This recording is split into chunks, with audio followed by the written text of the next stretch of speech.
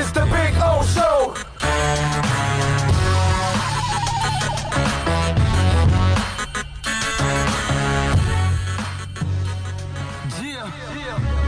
Big O, we told you we ain't playing no games, man. It's just truly probably Pablo, Culture, Lord Productions. Good morning, South Florida. This is the Big O Show. You're tuned into the Big O Show. This is the Big O Show. This is the Big O Show. Judge, you tuned in to the hottest sports radio show with Orlando, a.k.a. the Big O. He covers all the South Florida teams, from the Dolphins to the Heat, well, you know what I mean. Monday to Friday, Probably Pablo in the Big O Show. Oh, on the radio, the top's where we gonna go. Miami, that's the way we roll. Locked on the morning show, Big O. No one has a similar show. Talk sports, talk plays, talk live and direct. Because nobody do it better than Big O in the set. From sunrise, listen live, it's the best of the best. He's got the fans, got the heat, he's the best of the best. Big O, the only talking sports with a style. Break it a morning, it's Big O-N. Thank you for tuning in, keeping you glued in. Stay tuned, because right here's where the rumors in. Same place, because right here some of them begin. Simply call and just state your opinion. Real talk, sports talks, the Big O Show. Yeah, you love it, yeah, you like it, call him and let him know. Culture, Probably Pablo, now introducing the man of the hour, Big O, a.k.a. Orlando Alcigari. Yeah.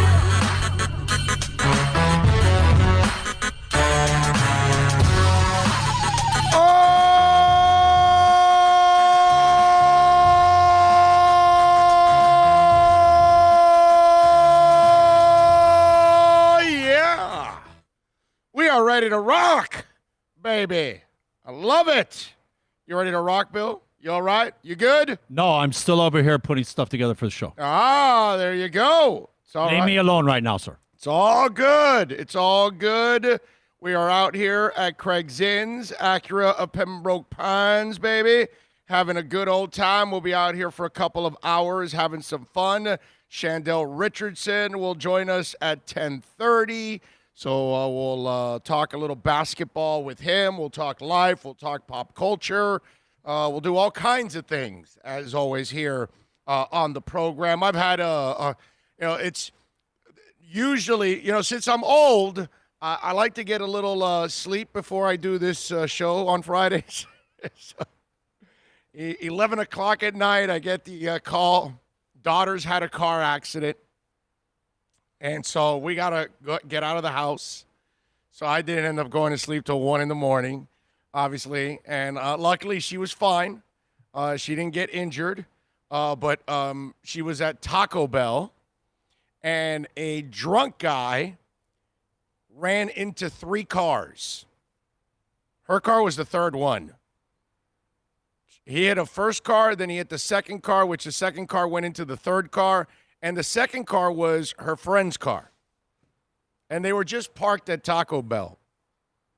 Right? I got the video of the guy taking the DUI exam. I was thinking of posting it because I was ripping him at the same time. It's kind of funny video, but, I had a moment where, the good thing is nobody got hurt. It was kind of like a parking lot type of car accident. You know what I mean? I still don't know if he has insurance. I'm still trying to figure that one out. Ugh, just nightmare, man.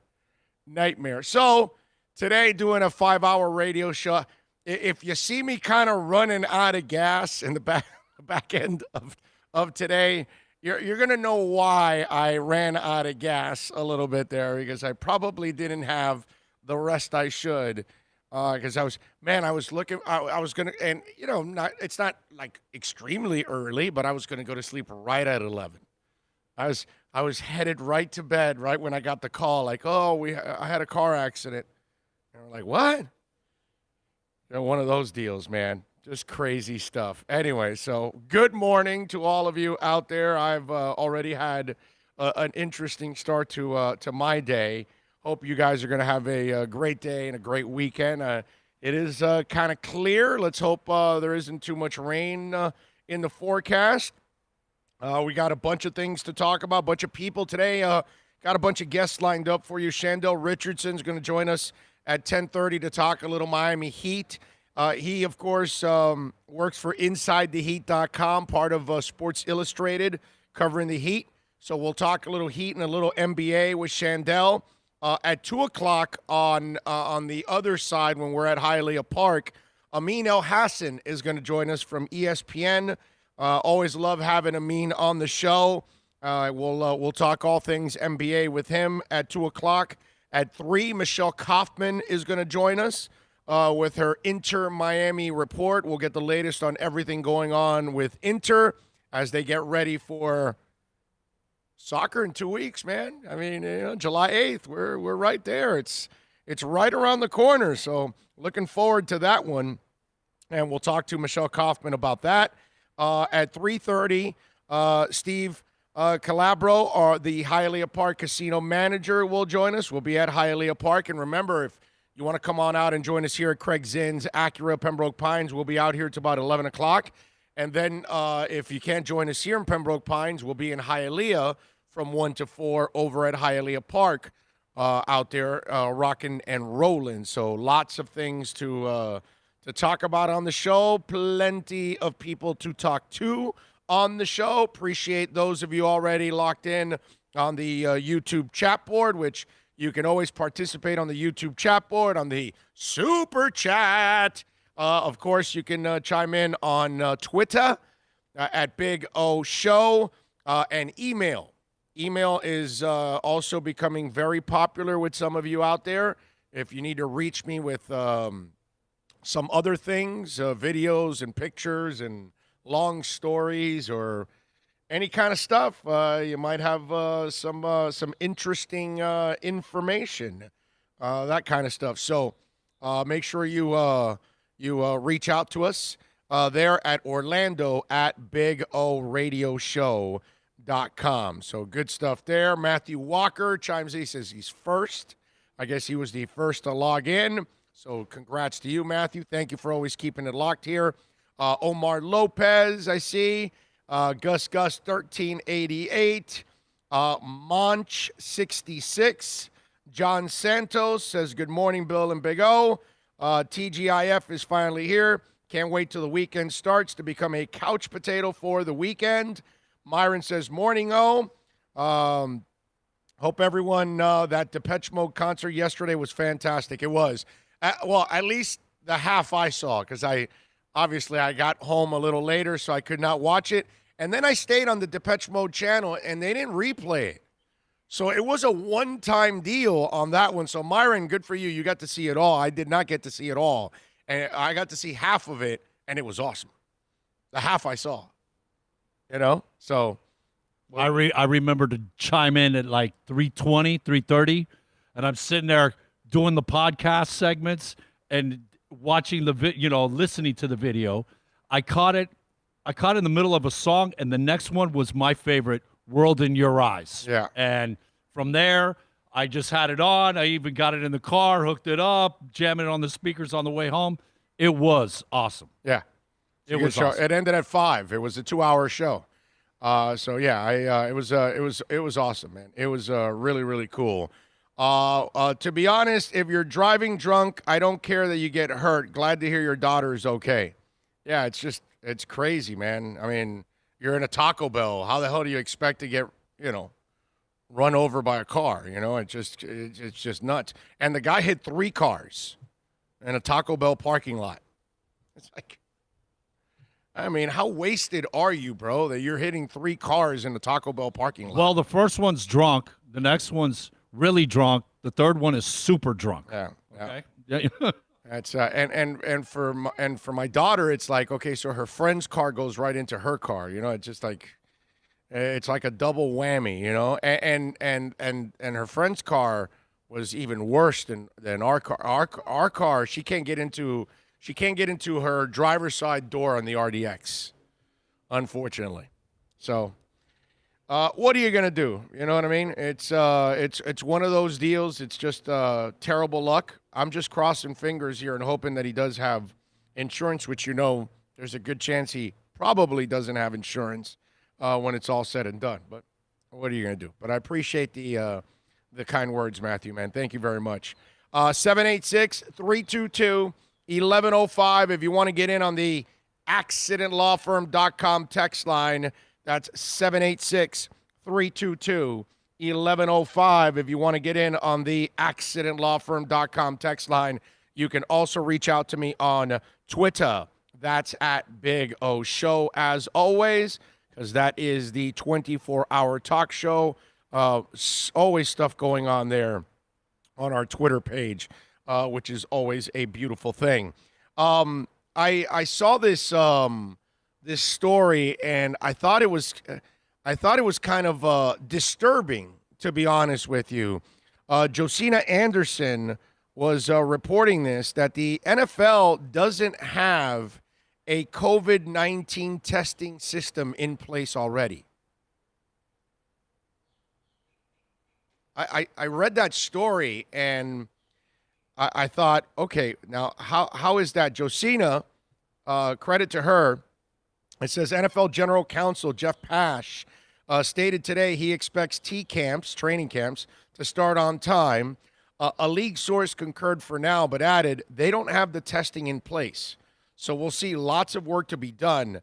I'll add to that by emphasizing the word need for accurate testing. Okay, so the NFL has everybody else, and this is the NFL politicizing this. That's what this is. This is the NFL not taking it serious. Like a lot of people. Okay? That's why Arizona, Texas, and Florida are exploding, because all three governors opened too early. Okay? And it's really, and I can't blame them all for opening too early. It's half and half. It's opening, but yet the problem is we can't trust people. People are stupid. You know, they get drunk and run into 3 cars at Taco Bell. Or they go hang out on top of each other in the Ozarks inside a pool with 500 people. People are stupid. They go protest, and half of them aren't wearing masks. People are stupid. You know what I mean? It happens. So half of it might have been opening early. I'll give you that. The other half, I just got to lay it on stupidity, too. You know what I mean? It just, it is what it is, man. You just politicize it, and you don't take it serious, and that's why the cases are exploding again, and they're going to limit us again, which is crazy. The NFL is the one that has the best opportunity to prepare itself. And if it doesn't have a COVID-19 testing system in place, you know we're 5 weeks or a little less than 5 weeks away from training camp? How do you not have that already in place? How does that even happen to a billion-dollar business like this? Makes no sense that you would not have a COVID-19 testing in place. You know, that part to me, I don't understand. You would figure by now they would be trying all kinds of different things to try to, you know, test it out and have a process in place. You know what I'm talking about? And it's not there. That's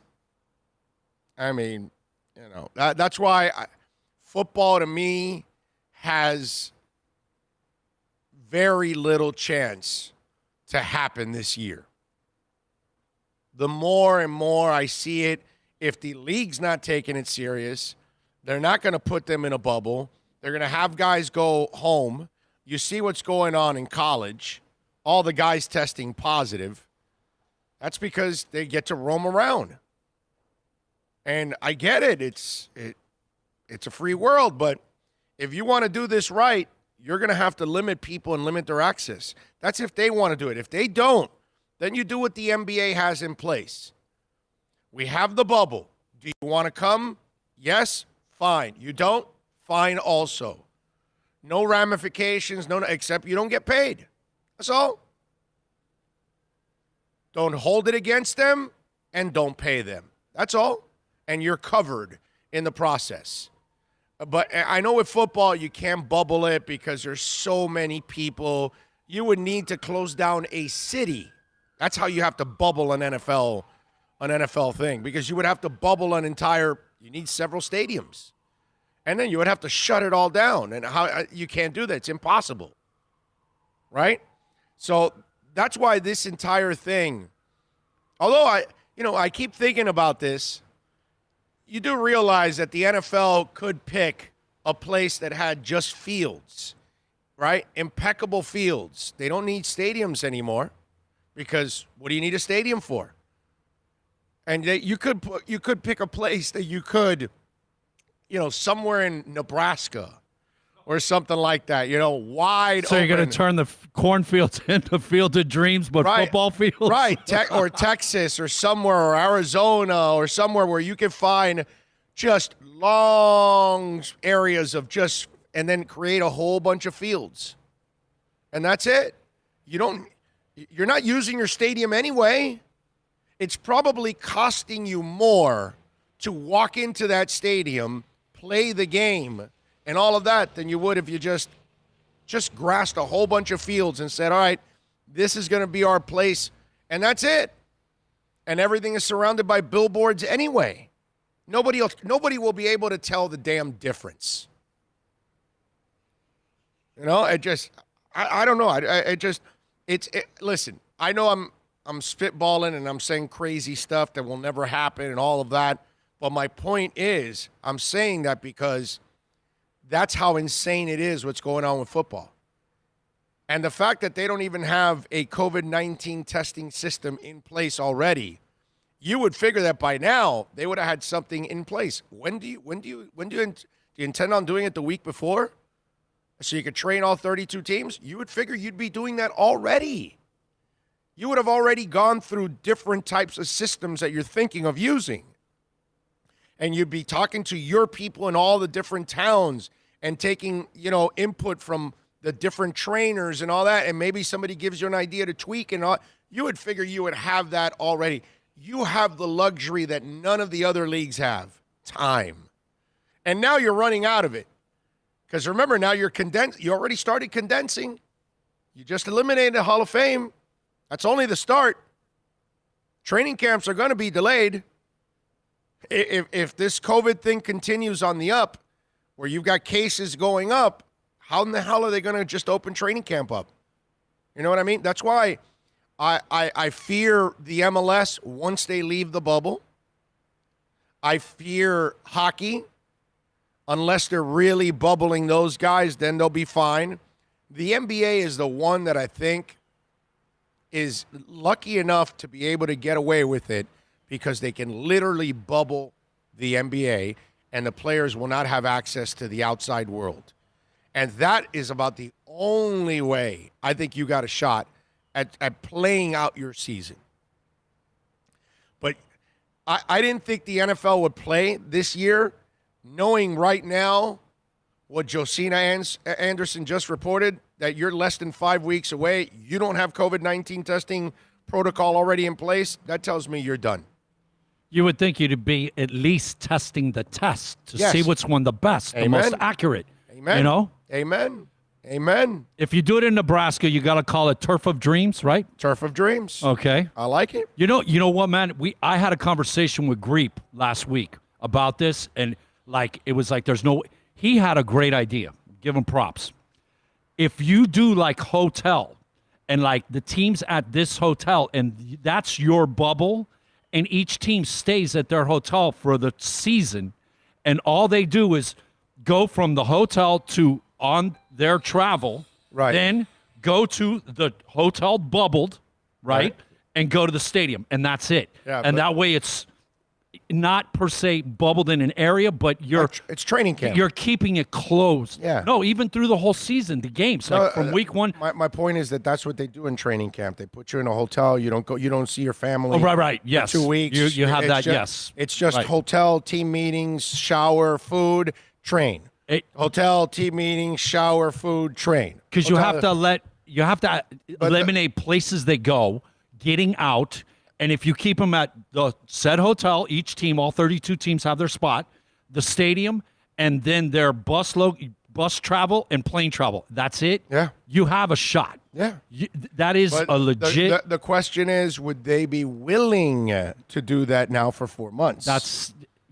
Do you think so, bro? 4 months for a regular season, 5 months and a half if you're in the playoffs to the Super Bowl. Yeah, right. I figured 6 months because we go from like Well, you'd have 16 August you're doing to 17 February. weeks. August to So you're February. you're trapped 4 months. Actually, you're trapped maybe 5 months because of training camp and the preseason. and all that. Exactly. I mean, the preseason won't be the whole. I think they're going to shorten the preseason when it's all said and done. They're not going to have the 4 games. I just don't see that because you're putting more players at risk and you're going to lose more for the regular season. Now, they practice less this offseason. They practice less. They're going to have probably a shortened training camp and a shortened preseason. Football already starts sloppy in the first couple of weeks as it is. Can you imagine how sloppy football is going to be now? Can you say offensive line's way behind? Yeah. Oh, yeah, no, but let's throw Tua in there. Well, I mean, you know, Think about it. Like, you go from basically like the hardcore, like we're practicing if you were going to play in the Hall of Fame game and add that 5th. We're talking about July to the beginning of February is the end of the sewer. You're talking 6 months, man. Yeah. If you are able to run the full gauntlet and get in the game, the Super Bowl. 6 months. I mean, it's tough. Now you're getting paid a lot of money, man. And it's only once in a lifetime. Unless you have somebody extremely ill, your wife is pregnant, you know, I think you make the sacrifice. That's all. I don't think it's that big a sacrifice, actually. The only problem if I you got could to be away from your wife and your kids for a couple months, man, so be it. Either way, you're safe, they're safe. You're providing for your family. You've been with them this entire last couple months anyways, quarantine. And so you don't see them for a couple months, man. You'll see them for the rest of your life after that. Go ahead. Go for it. I mean, I just that's why I kind of picked on one of the basketball players because, you know, you can't tell me that your son, you know, I get he's had respiratory illnesses in the past, but he's not currently sick. So go. And if he gets sick, you leave the bubble. You're allowed to. And nobody will hold it against you if your son gets sick and you leave. No one in the world is going to hold that against you. But if your son's not sick, no one's sick, get your ass in the bubble, bro. Get your ass in the bubble. Go make money for your family. But again, you're Avery Bradley. You've already made your money. So you're comfortable. You can live without the money you're going to make this season. That's basically what Avery Bradley's saying. I made 80% of my salary already. I don't need to make the rest. Playoff money isn't that big for me anyway. I'll get a ring if they win it because I played 80% of the season. I guess that's the way he's looking at it. You know, at least that's the only thing I can think of. I think he just doesn't want to be away from his family until the families are allowed to come in. And then there's the risk. Oh, no, he won't be allowed in. He's got a respiratory. You know what? Then he's got a respiratory he illness. doesn't want to be away from his family. Actually, if you're a parent with a kid like that, you would never allow him to go to any kind of area like that. Yeah, he has to be live in a bubble. Yeah, live in a bubble. He has to live like old people live, like me. Like we have, yeah, right. Yeah, he has to live like we do. That you have to be extremely careful. You know, yesterday when I was at the crash site, I kind of kept my distance from everybody. I kind of like made sure that when I saw shifting, I made sure that I shifted and I stayed away from everybody. And I had my mask on and everything, but I just stayed. I kept my distance. Screw that. I didn't even get close to people. No way. I didn't get close to any of the cops. There was like 4 cop cars there. I didn't get close to any of the people that were involved in the accident. Only my daughter. Check on her. Fine. Okay. Walked away. That's it. Crazy stuff, man. The only way that any of this works, bottom line, you have to be isolated. Yeah. Once you tentacle out, either somebody comes into that area or somebody goes out and back in, it's been compromised. Yeah. No, I'm with you. And, you know, I'm with you.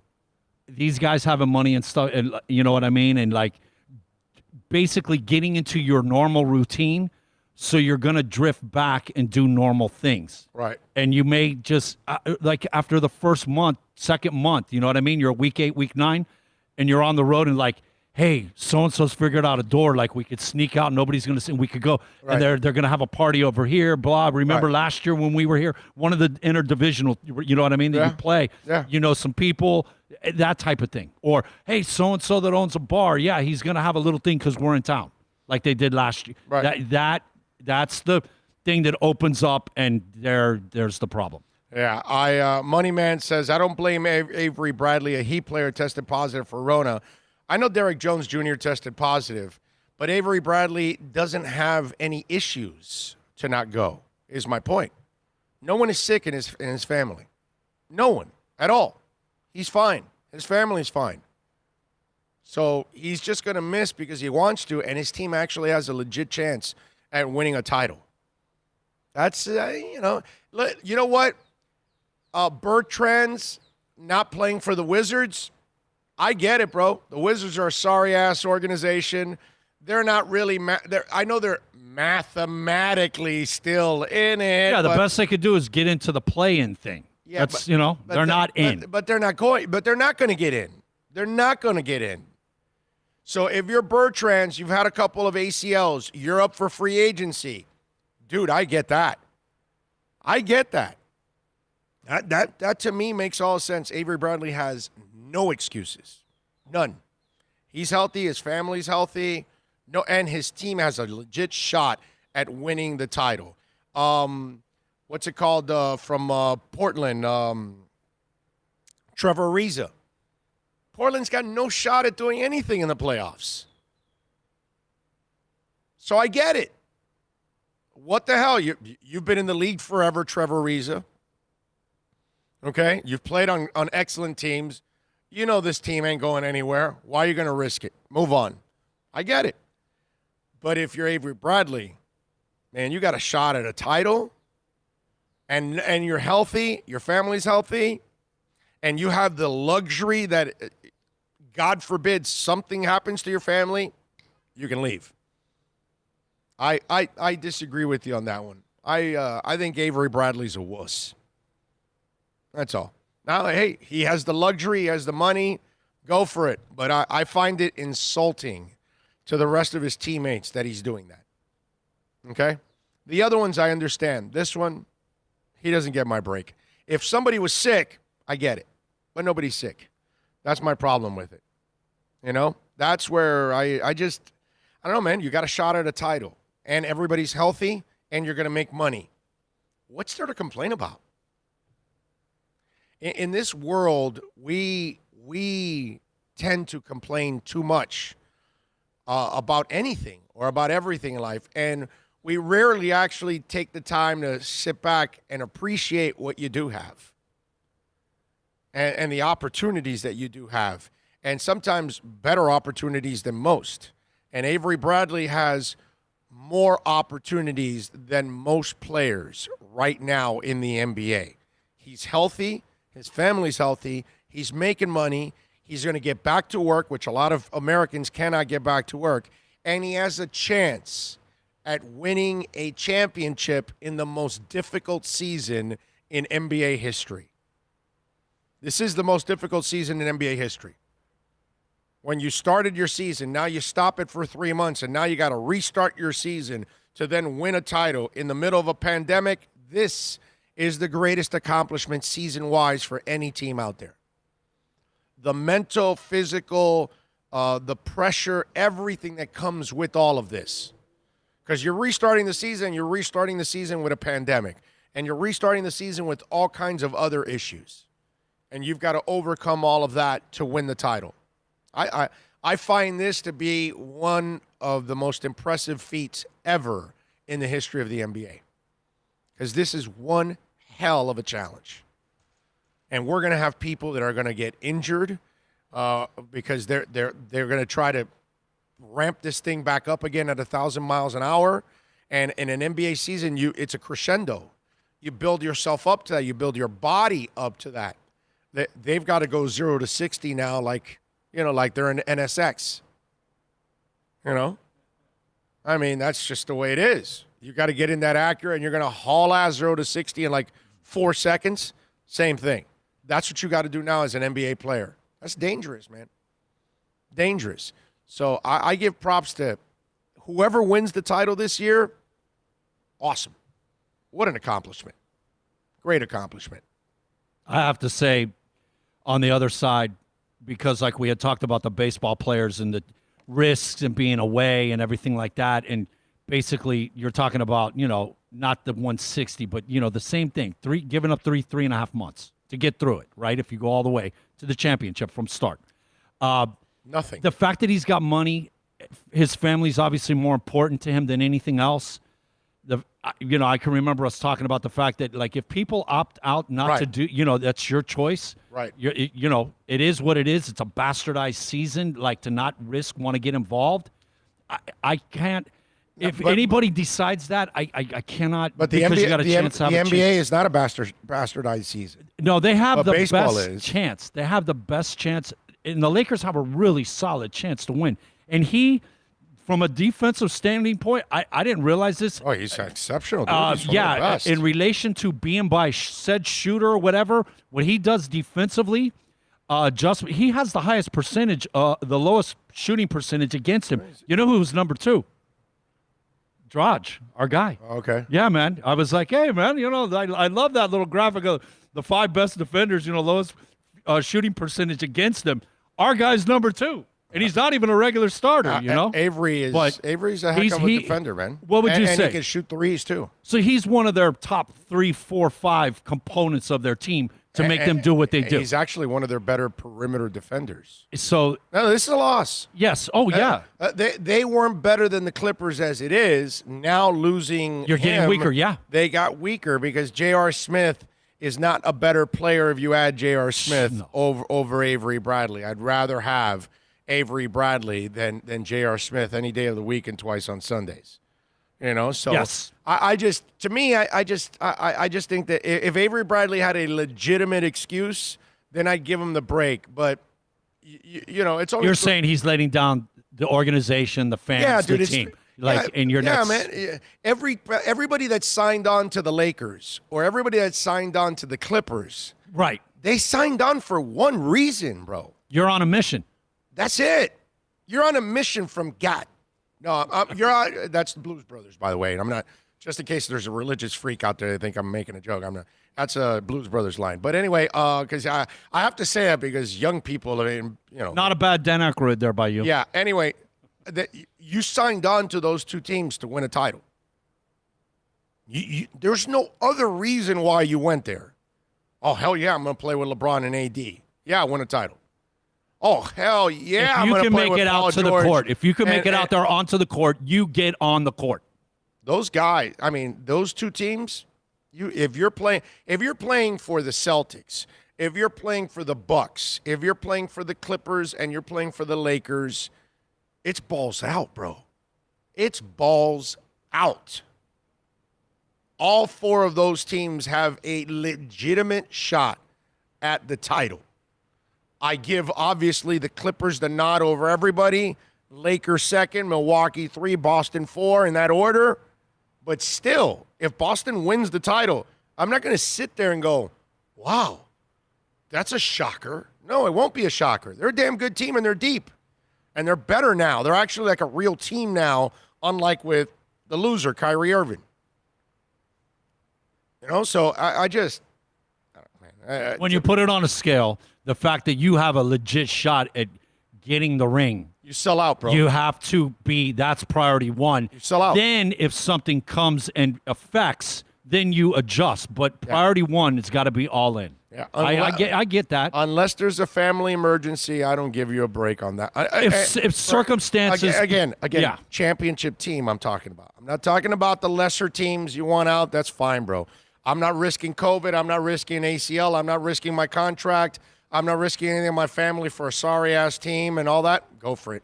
I get that. I get it. But I am risking everything for a title, except for family health. That's the one that I can, okay.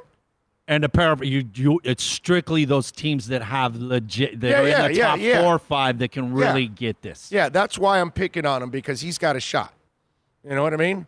I don't pick on Bertrands or Ariza. Those teams are garbage. You know, they're not going anywhere. So I get it. I mean, Portland's not garbage, but they have no shot. None. Washington is garbage. Denver has a better shot, way better shot. Oh, yeah. You know what I mean? Yeah. No, Denver's a hell of a team, dude. They got a hell of a Philly team. has a better shot. Heck of a team, definitely. That'll be fun, Miami and Philly. The one you were talking about, Boston, the things I've heard people talk about, the fact that they're deep, Super deep. they and the way they started playing and gelling together the last. That's because they brought Kemba, bro. Kemba was going to bring them all together, and it was all going to work out. And Kemba's a quality human being and a real leader. That's what they needed. They didn't have the guy to put them together. Kyrie's almost the guy that splits you apart and creates all kinds of dissension. He wants to act like he's the leader, but then he doesn't lead. Right. He has no leadership qualities in him. Look what he's done with the NBA thing. And how they vote that clown vice president. How do you vote a guy that says the earth is flat vice president? What the hell is that? Seriously. Are you going to marry a woman or a man that tells you the world is flat? Think about that. Right? If I met a woman and we're having conversations and all that, and man, I really like her. All right, she's cool. And then she starts to tell me the world is flat.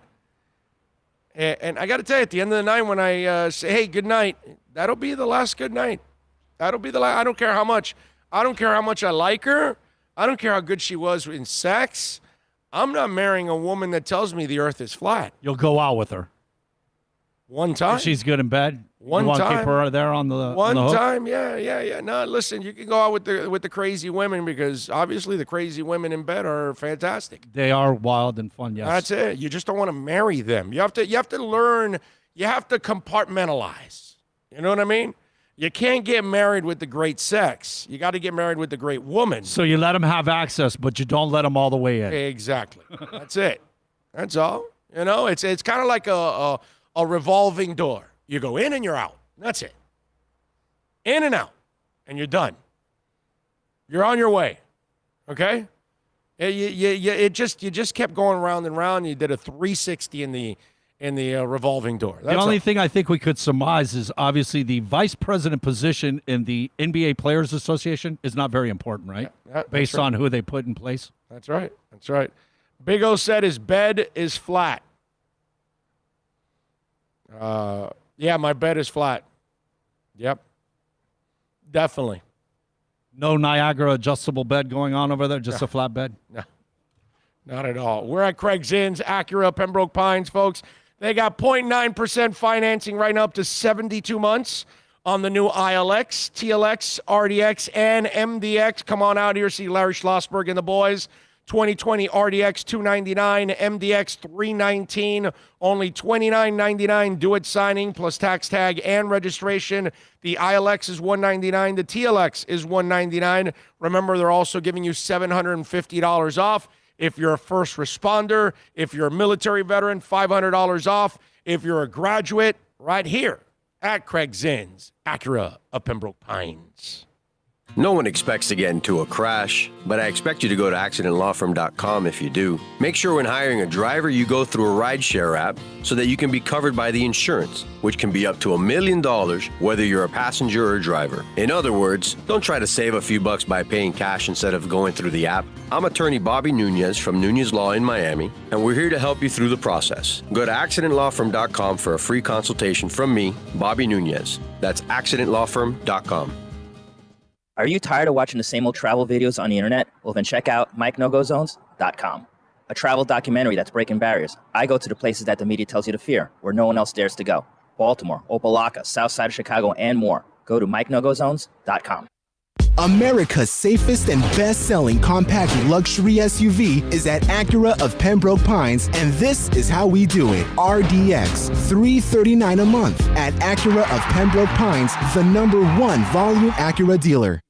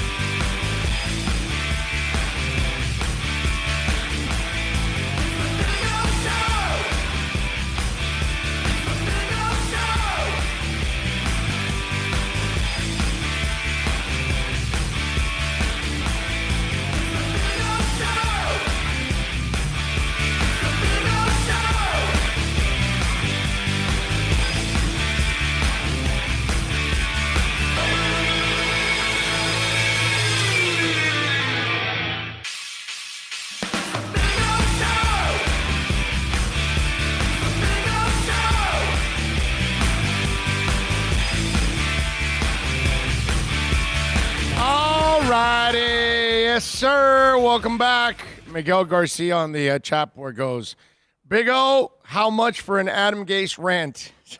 he wants to send in a super chat for a super rant on Adam Gase. I ranted on him yesterday with was it yesterday with Jamal Adams or the day before? I forgot. I do so many. He does get mentioned at some point because the asinineness of him. You know, you can't help but correlate it to some ridiculous, stupid nonsense. He's an easy target like that, you know, and he must like it, I guess. I mean, well, listen. I'll give you something on this because there is a little bit of a development on the Adam Gase, Jamal Anderson thing. I don't know if you guys saw Greg Williams, but the defensive coordinator came out on, and as you all know, Jamal Adams wants out. He wants a new contract. He's got 2 years left. They can also tag him after that. So he's got the 4th year left, the 5th year, that's because he's a first rounder. And then they can franchise him. So they've got him under control, right? So he's got no leverage right now. But he's pissed. He's sick and tired of Adam Gase. We all know Adam Gase is an asswipe. I mean, it is what it is. Adam Gase is a schmuck. Let's just call it like we see it, okay? There's a reason why people don't respect him. There's a reason why people don't connect with Adam Gase. But I told you this a while back. Okay? I said whoever thought it was a good idea to hire Greg Williams and Adam Gase is nuts because those two guys do not mix. Okay? First year, kind of under the radar, and you know that Adam brought one guy of his and Greg wanted to bring his son and all that stuff, and there was all kinds of issues with that. So there's been already some clash between these two. So now you've got Jamal Adams wanting out, pointing out about Adam Gase, Manish Mehta breaking the story that he's disrespected in the locker room. People don't like him. Obviously, Jamal Adams doesn't like him. No surprise. We saw what Adam Gase was here, okay? I mean, Adam Gase was built for COVID.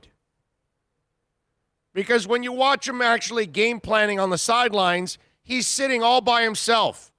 He's been social distancing for a while now.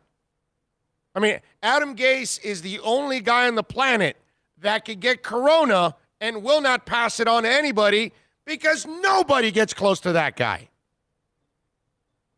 Okay?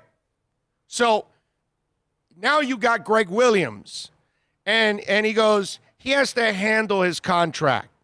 He'll do all that kind of stuff. I'm hoping everything goes well. I love coaching him. I got his back. So there's a player that the defensive coordinator knows hates his head coach. And he's saying, I got his back. And he's also saying, I'm hoping it works out. Do you know why he's saying he's hoping it works out? Because maybe halfway through the season, when they're about 1-7, they're like, okay, we got to get rid of Adam Gase. And guess who becomes the head coach? Greg Williams. Guess who didn't become the head coach? Greg Williams in Cleveland. When they fired Hugh Jackson, they put that clown, what's his name? Whatever, the offensive coordinator. Yeah, the one that what's his name liked. Whatever. Mayfield. And yes, and everybody thought it would be Greg Williams because he was the most experienced guy, but he's a psycho. He's a maniac. Everybody knows Greg Williams is a maniac. So now the maniac is backing up Jamal Adams publicly. So this is just another way of kind of a way to circumvent and a backhanded slap at Adam Gase in the process. So the soap opera is brewing with the New York Jets already as it is. I love that they were incredibly stupid to hire him. And Miguel Garcia drops a super chat. Go ahead, fire it up. What? Super chat. No way. Yes way. No way. Yes way. They were fantastic. Super chat. Thank you, Miguel. I appreciate you. He goes, I feel better. Thank you, Big O. You know, it's another thing. Obviously, you're the defensive coordinator. If one of the best safeties in the league leaves, your job just got a lot harder. That's right. Well, that's why he says I love coaching him. That's why he's backing him up. And then if he becomes a head coach, guess who's going to want to stay? Jamal Adams. Because in the middle of all of that, he says, I got his back. So, you know, and so now it's Joe Douglas's job to kind of massage this. Problem is Adam Gase is the guy that influenced the Jets to hire Joe Douglas. So how long does Joe stay faithful to Adam Gase, knowing that Adam Gase train is going to run right in to a damn wall? So do you get off of it and just, you know what, let Adam Gase, let him crash, as they say in Airplane. I say, let him crash. And then he just gets off the plane, off the train. And there you go. We'll see. We'll see what happens. Miguel, thank you for the super chat. Appreciate it, my brother. You got to think the fact they haven't even got together, started praying, they haven't been in the same room, and this is where it's at. Imagine where this escalates to once they all are in the same area. Yeah, sadly, Dolphin fans, it just gets worse and worse, which means eventually they'll fire him. And too bad. But, I mean, it is the Jets. They'll hire another crappy coach. That dream of him being there for a decade is not looking good, right? Yeah. Yeah, raging Dolphin maniac. Oh, does Gase make it through the season, or do the Jets fire? I think they'll fire him, unfortunately. I mean, I would love to see him there for 10 or 20 years. Really. Just keep doing stupid things, and they just keep him.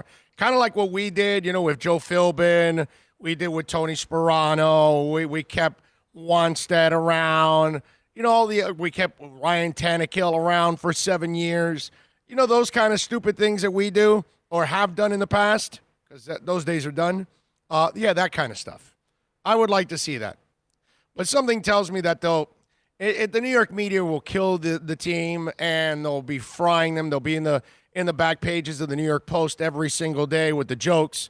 So by the end of this season, I think the 2 years will be enough. And people will look at it and they'll say, well, you saw what happened in Miami the last 2 years, and now what you've seen here 2 years, what makes you think it's going to get any better? And then they'll release him.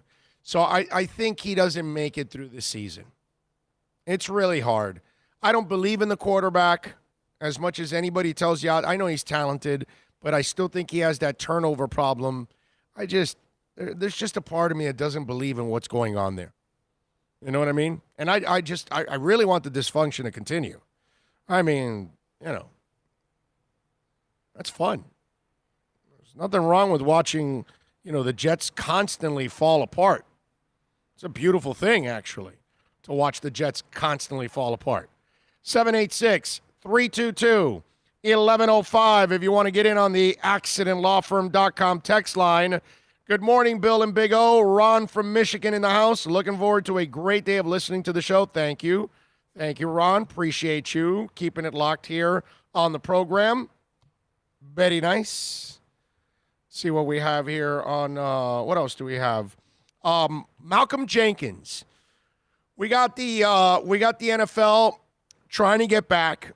There is no COVID testing in place right now. They don't have a protocol in place, as Josina Anderson broke. There is no bubble plan for the NFL because it's pretty much impossible to do a bubble for that many people. So Malcolm Jenkins was asked about, you know, returning to the NFL and getting on the field. And he kind of pulled the Lee Corso. And he said, not so fast, my friend. The NBA is a lot different than the NFL because they can actually quarantine all of their players or whoever is going to participate, where we have over 2,000 players, even more coaches and staff. We can't do that. And so we'll end up being kind of on this trust system where the honor system, where we just have to hope that guys are social distancing and things like that. And that puts all of us at risk, not only, us as players and who's in the building, but when you go home to your families. I have parents that I don't want to get sick. And I think until we get to the point where we have protocols in place, and until we get to a place as a country where we feel safe doing it, we have to understand that football is a non-essential business. And so we don't need to do it. And so the risk, has to be really eliminated before I would feel comfortable with going back. Now let's analyze this, okay? So you got to put your trust in Antonio Brown if you bring him back into the league? You trust Antonio Brown in anything? You think that guy's going to social distance? Come on, man. He's practicing with whoever he can, traveling all over the place.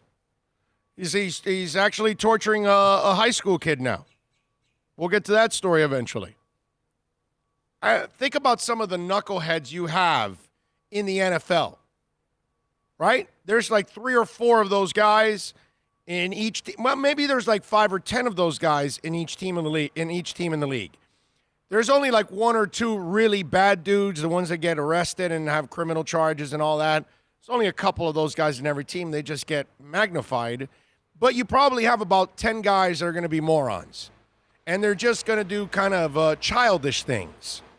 And remember, it's been politicized. So you've got a lot of people that might be on one side of the politics, and they've kind of been, programmed to think that this is not serious. So if you're not going to take it serious, then you're going to bring it home with you. You're going to bring it to the job, and you're going to pass it on to other people. And then those people are worried about passing it on to people that they love. And the morons are going to cost people games, because important players are going to end up missing time. I'll tell you this. I wouldn't be surprised if a guy thinks he has COVID and tries to go out there and gives it to somebody in the opponent. Just to, it's in the division. Oh, we could give it to him, and he might miss a couple weeks that will be really important coming up. It's a ruthless game, man. You know the things that happen in that pile that we don't see? Guys poking eyes and ears and private places. And, they're doing all kinds of things to try to jar that ball loose. When you're holding on to that ball, you're praying that only half your orifices are penetrated, okay? If half of your orifices are penetrated, you're all right. There's a good chance every orifice you have in your body is penetrated, because they're all trying to make you spit out the ball. I know it's a disgusting thought. I just want you to know that that's what it's like to be under one of those piles. Remember that little thing they used to squeeze and crap came out of his eyes and ears and all that? Remember that? That's kind of what you feel like under a pile. I'm just saying. You have no idea. These people are ruthless down there. And they will do anything. I'm just saying, this is really, Malcolm Jenkins has the right attitude about this, because the way the NFL is going about it, it's not safe. Golfers are dropping like crazy, and they have no contact. None. It's not a contact sport. Talk about the ultimate social distancing sport. Pretty much it's golf. You can play with a pair and never be close to that person. You can be 15 feet away from them and BSing the entire time. Your caddy doesn't have to be right next to you the entire time either.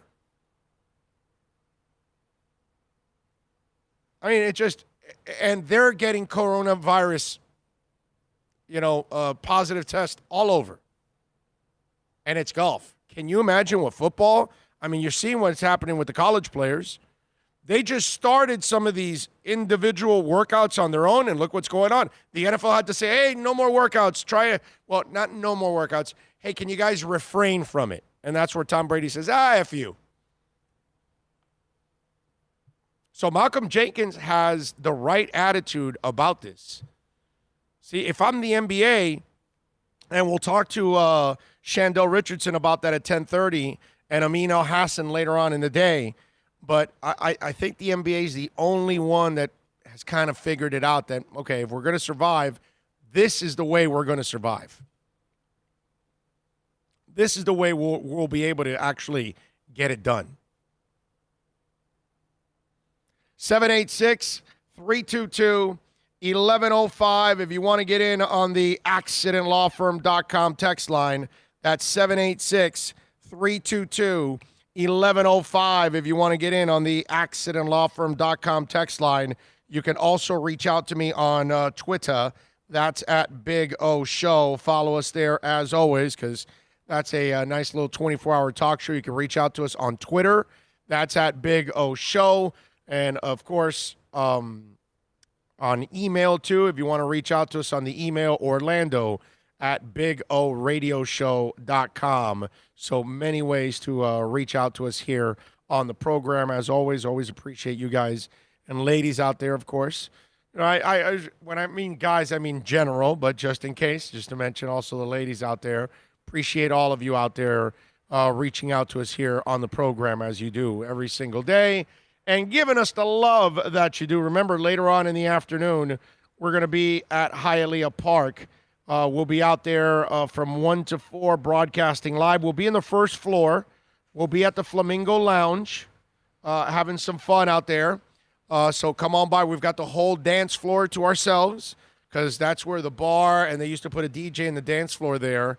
And so no DJ. The floor is still there. We can actually put some chairs spaced out. We have a lot of space there, so it's pretty cool if you want to come by.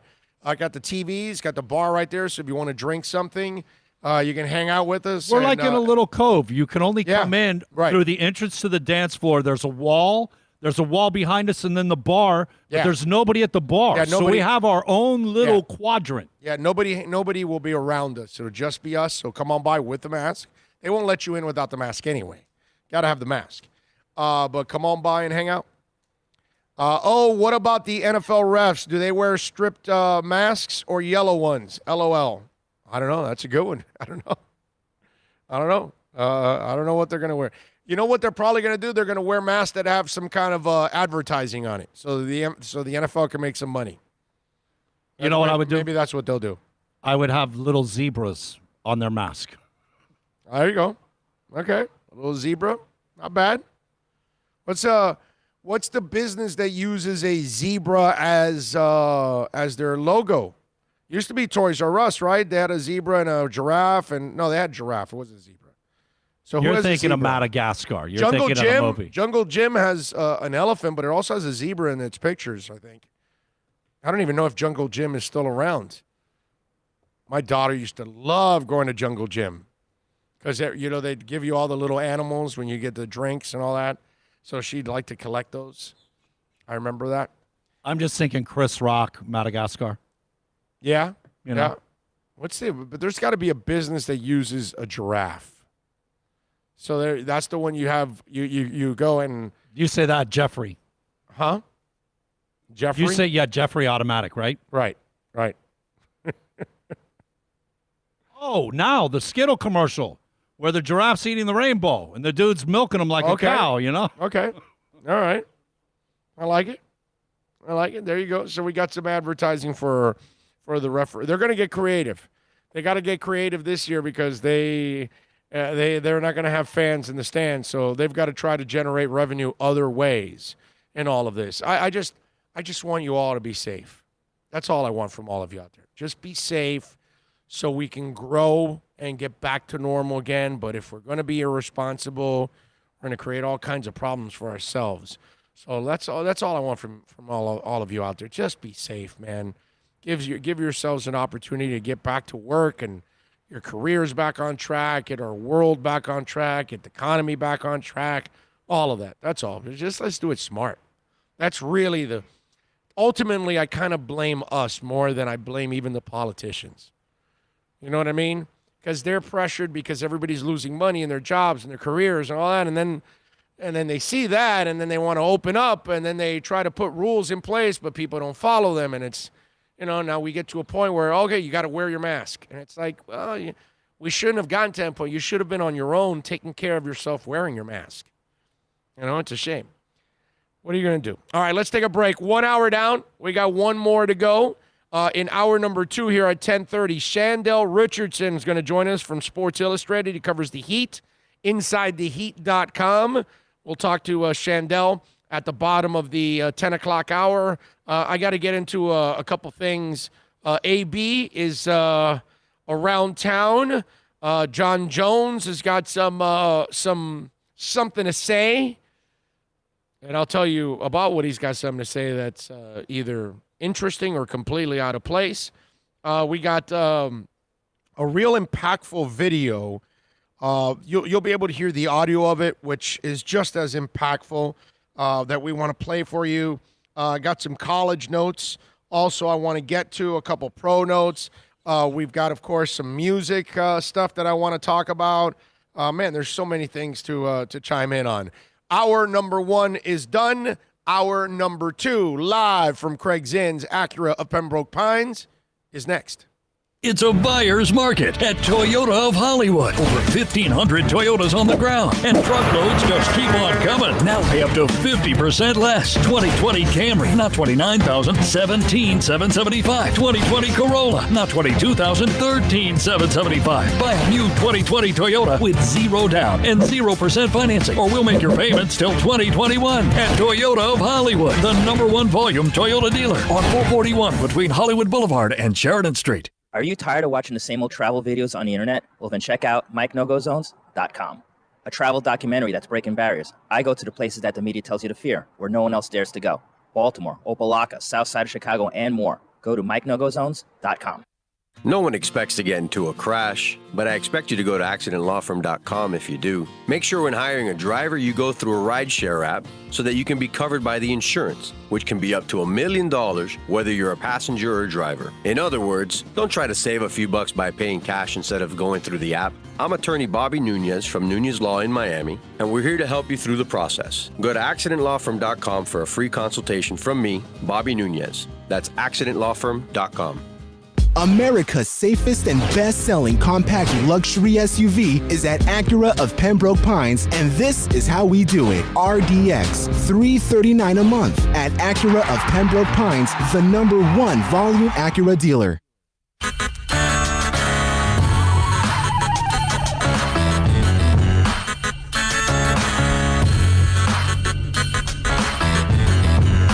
This is the Big O Show. This is the Big O Show. This is the Big O Show.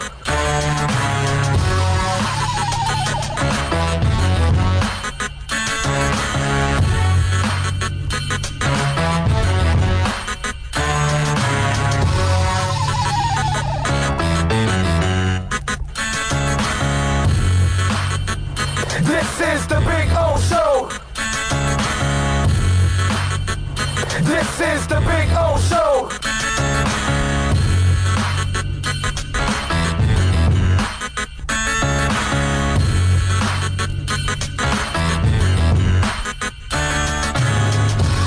All right, let's do it. We back. Hope you're all doing well out there. And we're coming to you live from 15601 Pines Boulevard, just off of I-75 in Pines. I was just talking to Larry Schlossberg right now. For this month, for the next month, they just started it today. First responders, military veterans, $1,000 off your purchase of a new car. Graduates still at $500, but they upped the military veterans and first responders from $750 to $1,000 now. So, man, that's pretty awesome. Think about this. If you served in the military and you just graduated from nursing school, you can get $2,500 off the purchase of your next car because you're entitled to all three.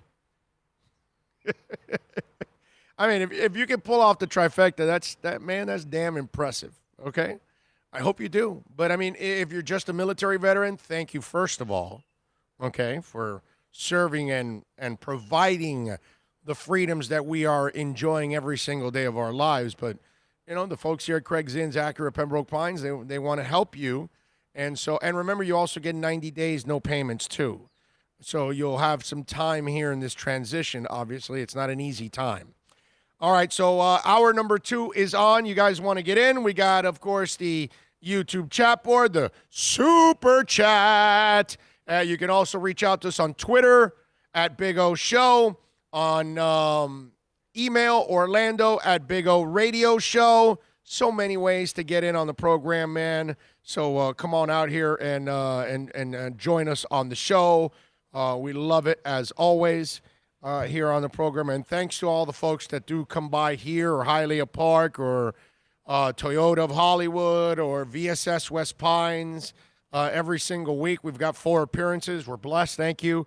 And at the same time, it's great to see you guys on the road when you come by and you join us. I find it really, really cool, which is awesome.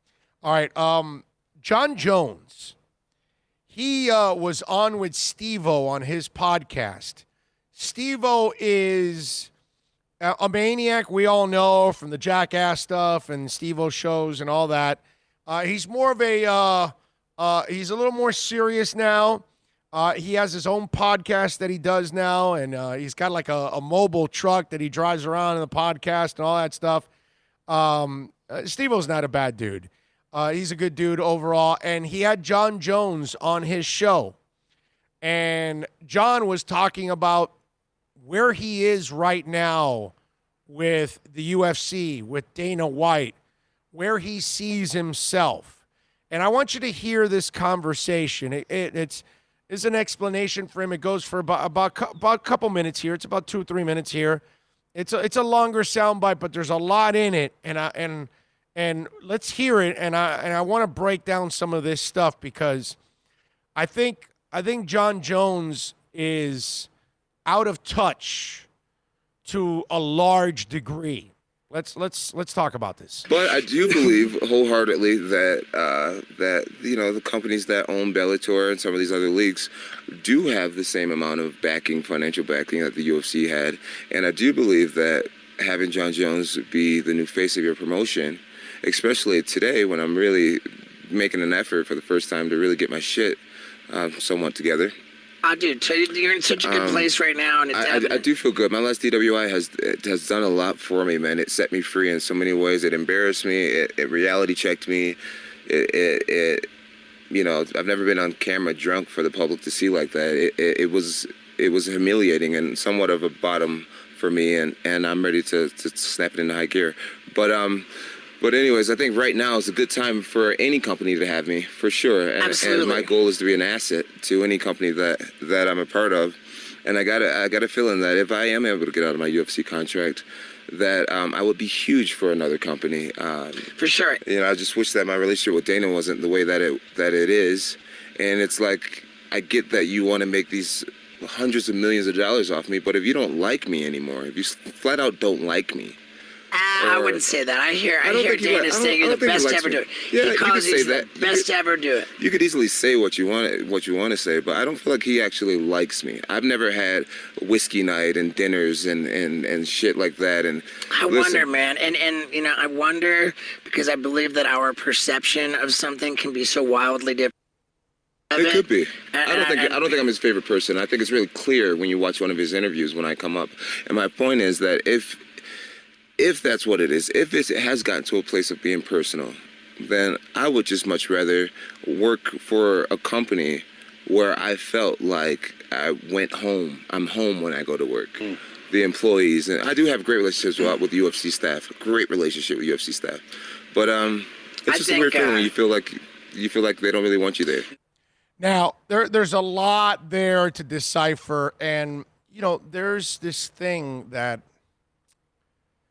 when you're a constant screw up and you do something right, that doesn't take away from what you are. You got to kind of earn it. You know what I mean? And the part that Jon Jones does not understand the only thing he's ever earned so far from anybody, from Dana White, from you, me, anybody else, is that the only thing he's earned is that we know he's a great fighter inside the octagon. Or the greatest, whatever you want to call it. You know, I got no problem calling that guy the greatest ever. Okay? The guy's a monster inside the octagon. But outside the octagon, he's also a different kind of monster. And you just had the DUI, shooting a gun and all that. Okay, so that was a reality check. Well, show us, dude. And you don't show us in 2 months from your DUI arrest, and that you went and helped out a couple of businesses, which was really nice and classy on your part to help some of the businesses in the Arizona area that suffered some damage. He and his guys went there and they did some stuff to help people out, clean up and all that. That's cool. It's great stuff, and he filmed it and all that so he can post it and get credit for it and all that. Great, man. Fantastic that you did that, dude. That's a start. How about no more arrests for like the next 5 to 10 years, John? How about no more DUIs, no more alcohol issues for the next 5 to 10 years? Then people can start to believe that you've changed. I laughed because he said, for the first time, I'm trying to get my S together. And you know who I thought of right away? Des Bryant. Now, some of you are going to go, Des Bryant, okay, I know he's kind of screwed up at times. Where's the comparison? Or what the hell are you talking about? Let me explain. Des Bryant became a free agent after Dallas let him go. So Des Bryant comes out and says, yeah, I'm starting to work on my route running. I know I needed to work on my route running. And I'm sitting there going, and I did this when he said this on the show, one of my shows. I think this is 2 years ago or something, whatever. And I said, wait a minute. You've been in the league like 8 or 9 years already. You never were a route runner. So now is when you're going to start working on your routes? Now? When you're an old receiver?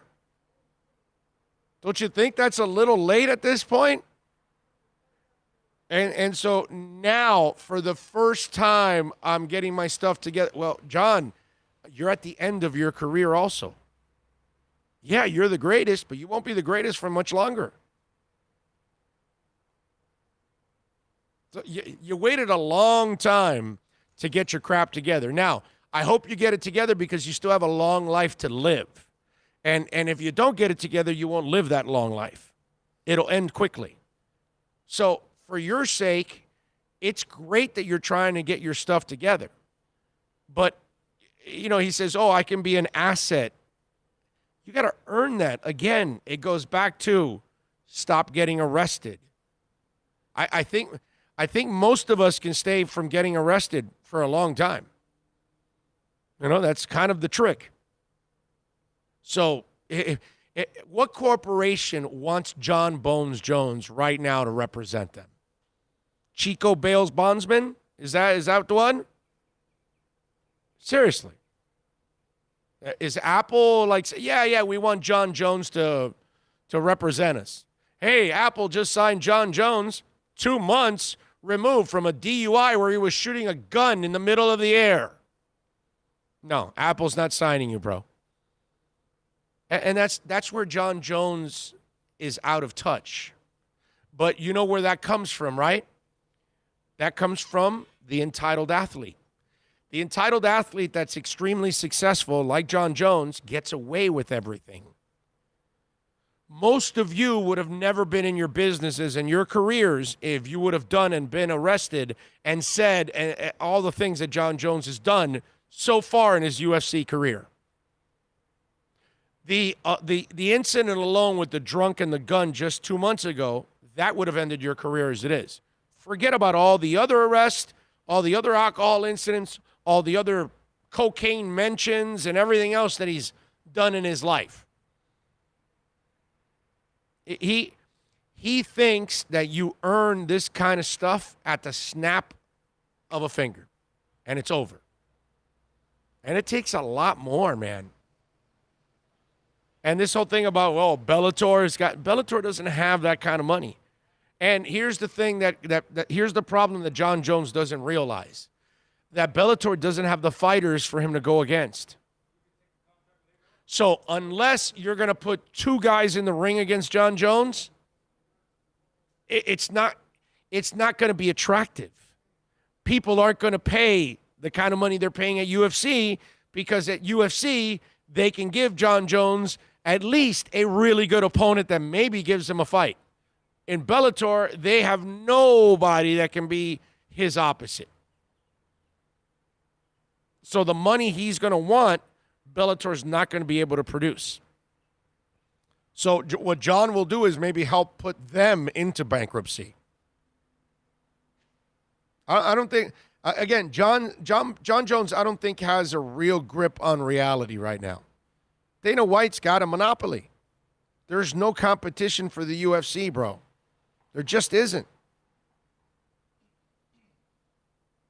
And he's got to wake up, and there's no big sponsor that is going to tie themselves to John Jones. Not Acura, not Toyota, not Subaru. I don't care what dealer you want, what car dealer you want to talk about. No hotel, nobody. Nobody's going to tie themselves to John Jones right now because he's bad PR. Because John Jones is viewed as a time bomb. A guy that's going to go off and you just don't know when he's going to go off.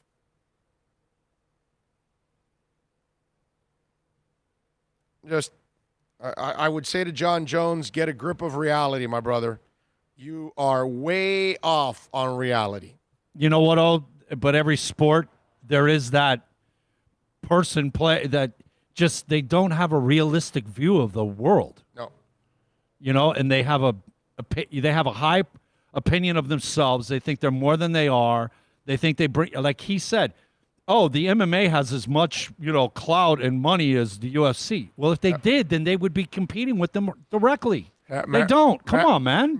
Matthew goes, my last DWI really embarrassed me. And he put keywords, my last DWI. That's exactly it. Most of us don't even have one in our lifetimes. And look, one can happen to any of us. I never really kill somebody for a DUI, one DUI, and that's all that happened to you in your life and whatever. Because you know what? Sometimes you think you're straight enough to drive home, and you're not, and you made a bad decision. And we're all human beings. We make mistakes. I've never been DUI. I've never been busted for DUI or anything like that. But I can tell you that, hey, years ago, in my younger days, yeah, I probably got behind the wheel a couple times where I shouldn't have. And I think everybody's done that. Everybody's made that mistake. Luckily, nothing ever happened. And luckily, I never got in trouble. And again, I don't condone it now. I'm 18 or 19 or 20 when those things happened. And I was a kid in those days. The 80s, a whole different world. But even today's world, the executive that had 2 drinks and went home and thought he was fine and he was a little inebriated, he didn't realize it, and he got arrested, or an athlete or entertainer or a blue-collar guy that doesn't have the money to take a cab, and made the one mistake. We can all make a mistake. We're all entitled. We're all human beings. I don't kill anybody for that. But I'm going to kill John Bones Jones for all of the things that he's done. And it's a lot. And that's what he still doesn't realize. But athletes have this thing, like they can erase everything in one fell swoop. A great game. You scored 40 points. You won a championship. And, you'll forget that I'm a scumbag. No. No, it's not that easy. But it does happen where they do get away with it. So that's why he has that attitude like, come on, man, any company wants me right now. No, they don't. No, they don't, John. No, I'm sorry. Acura is not standing there going, yeah, we want John Jones to be our corporate voice. We want him to do national commercials in America representing Acura. No shot, dude. No shot. Okay? They're going to hire, what's the annoying dude from Lincoln? The guy from Texas? Oh, God. The Lincoln commercials. Who's the guy with the Lincoln commercials? Dazed and Confused. McConaughey. Thank you. Matthew McConaughey. Thank you for at least. Thank you. Texas A&M. Once you gave me the, you set me off. They're going to hire Save 40% guy, Serrano. What's his name? The president from 24. You said it right, Serrano. Serrano. You know, they're going to hire Denzel Washington. They're going to hire Bruno Mars. They're going to hire, you know what I'm saying? Those are the mouthpieces they're going to hire for things like that. They're going to hire people that carry themselves the right way all the time. Right? Like, okay, well, Denzel Washington. Like, of course I'm going to carry Denzel Washington. That's going to be my guy. Because he's perfect. John Jones? No. No. Let me just say, you got to be really big to get Denzel. Well, whatever. Okay? You know what I mean? Denzel is Samuel Jackson, bro. Whatever. You know what I'm saying? Just carry yourself the right way. And those are the people that, you know, will get the jobs. Just look at the people that are doing the pitches. They're awesome people more often than not. And that's why. And John Jones, you're not, dude. Wake the hell up. 786-322-1105. If you want to get in on the accidentlawfirm.com text line, you can also reach out to me on Twitter. That's at Big O Show. Follow us there as always. Or you get old and you could become Eric Roberts and talk about walk-in tubs. Right. Yeah, there you go. There you go. Exactly. Exactly. Eric Roberts, walk-in tubs. We're all headed there.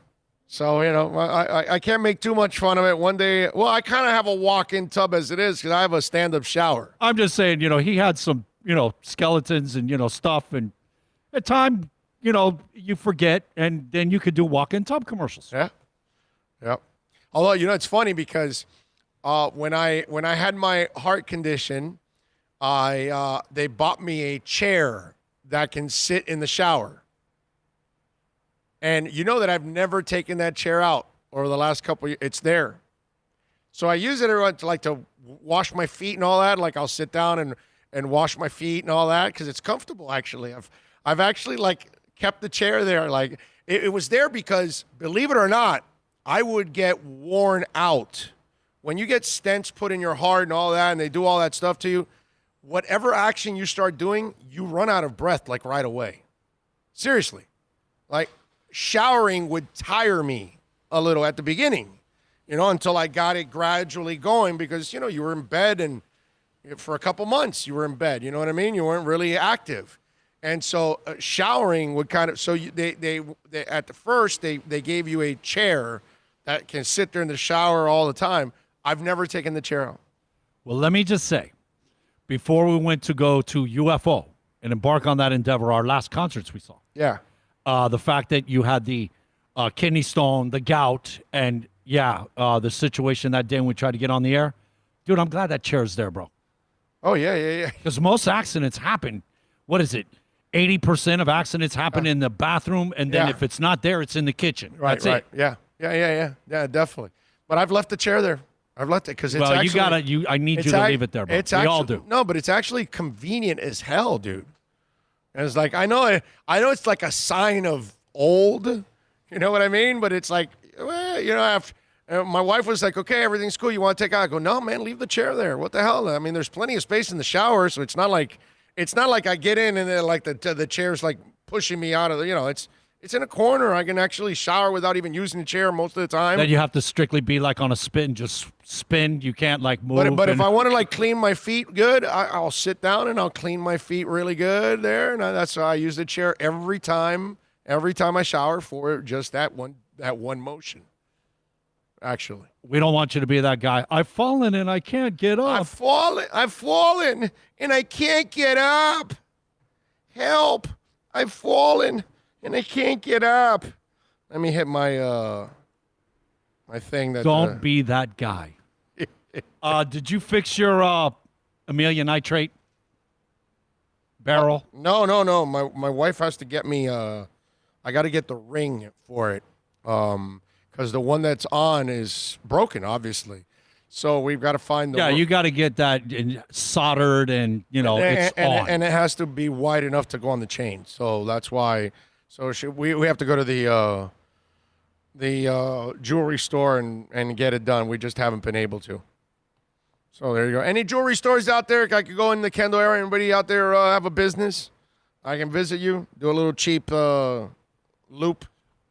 I have my jeweler, but you know where that is, over by John, the gold scissor back in the day. Oh, okay. 163rd. You could go to Krispy Kreme right across the street, man. The jeweler's right there. Yeah. All right, that'll get me in trouble. It's only halfway across town for you, but... Great, that'll get me in trouble. I'll end up in Krispy Kreme for sure. Ali, my jeweler, man. He's amazing. Oh, man. I know what it's going to end up doing. I'm going to end up with like a bunch of donuts in my mouth. Dude, if you grab a dozen, just stop by my house and throw me, 8, 9, 10, whatever you want. Yeah. Figures, right? Definitely.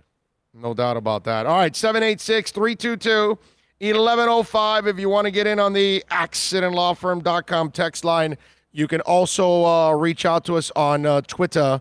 That's at Big O Show. Follow us there as always. I drink bottled water all the time. And you guys always catch me drinking my my Fiji. Is probably my favorite water is Fiji. I like Voss too, and I like Evian is the other one that I do drink. But listen, there's all kinds of bottled water out there, and some of you out there may buy some of them at Whole Foods. Well, I just want to warn you. Bottled water manufactured by Whole Foods and sold in the U.S. stores contain potentially harmful levels of arsenic. Any arsenic for you guys out there? At least 3 times that of every other brand tested, and just shy of federal cap, according to Consumer Reports. Test of Starkey Spring water, the label showed arsenic levels ranging from 9.49 to 9.56 parts per billion.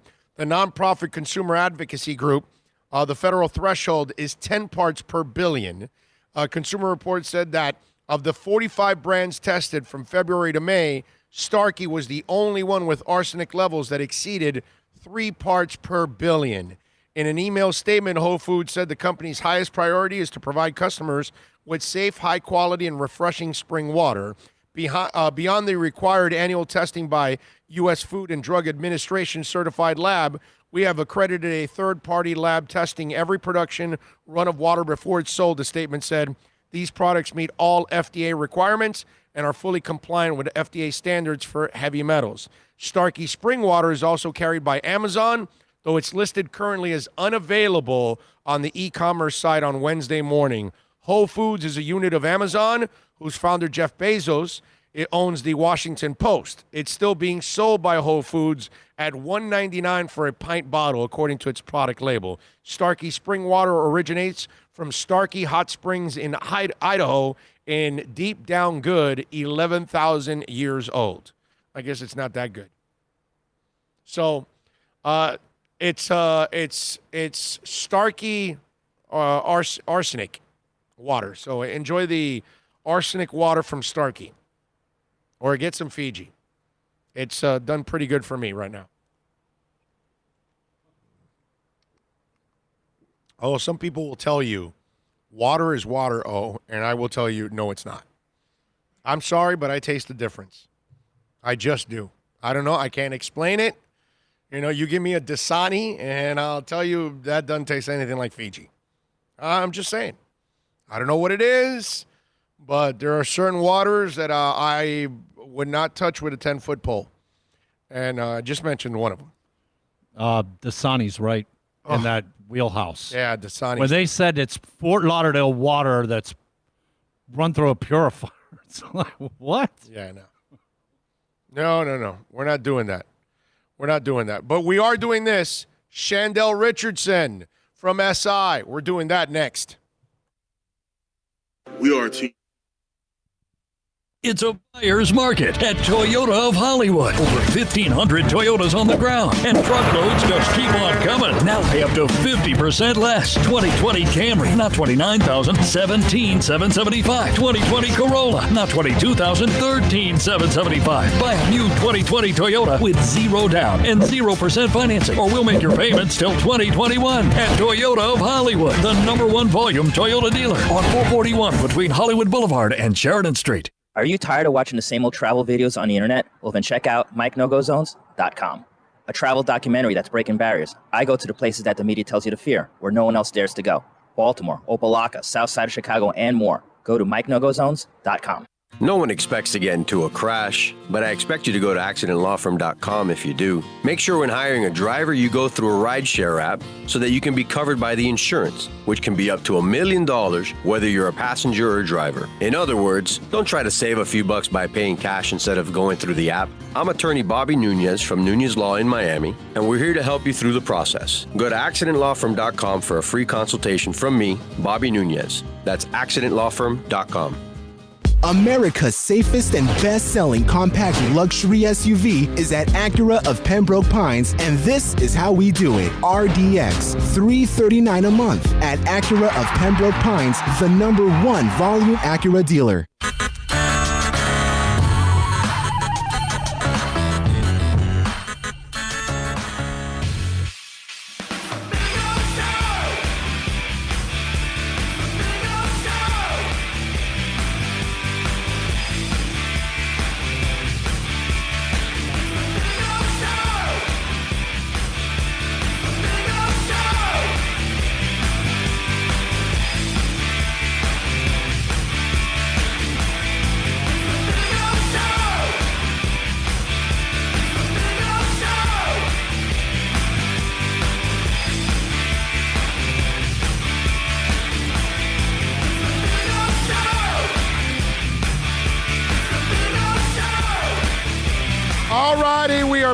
We're back, headed down the home stretch of our first half of our show today. Remember, we wrap up here from 9 to 11, and then we're on 1 to 4, rocking and rolling over at Hialeah Park.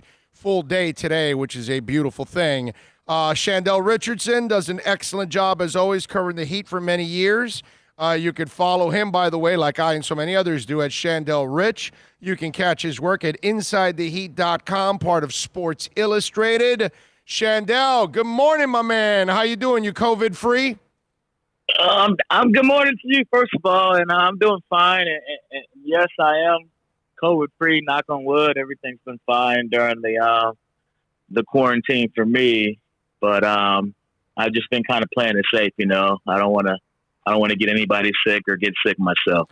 No, I'm with you, man. It's a paranoia that we kind of live with, and I'm thinking this, Shandell. You're watching golfers go down. There's no contact there.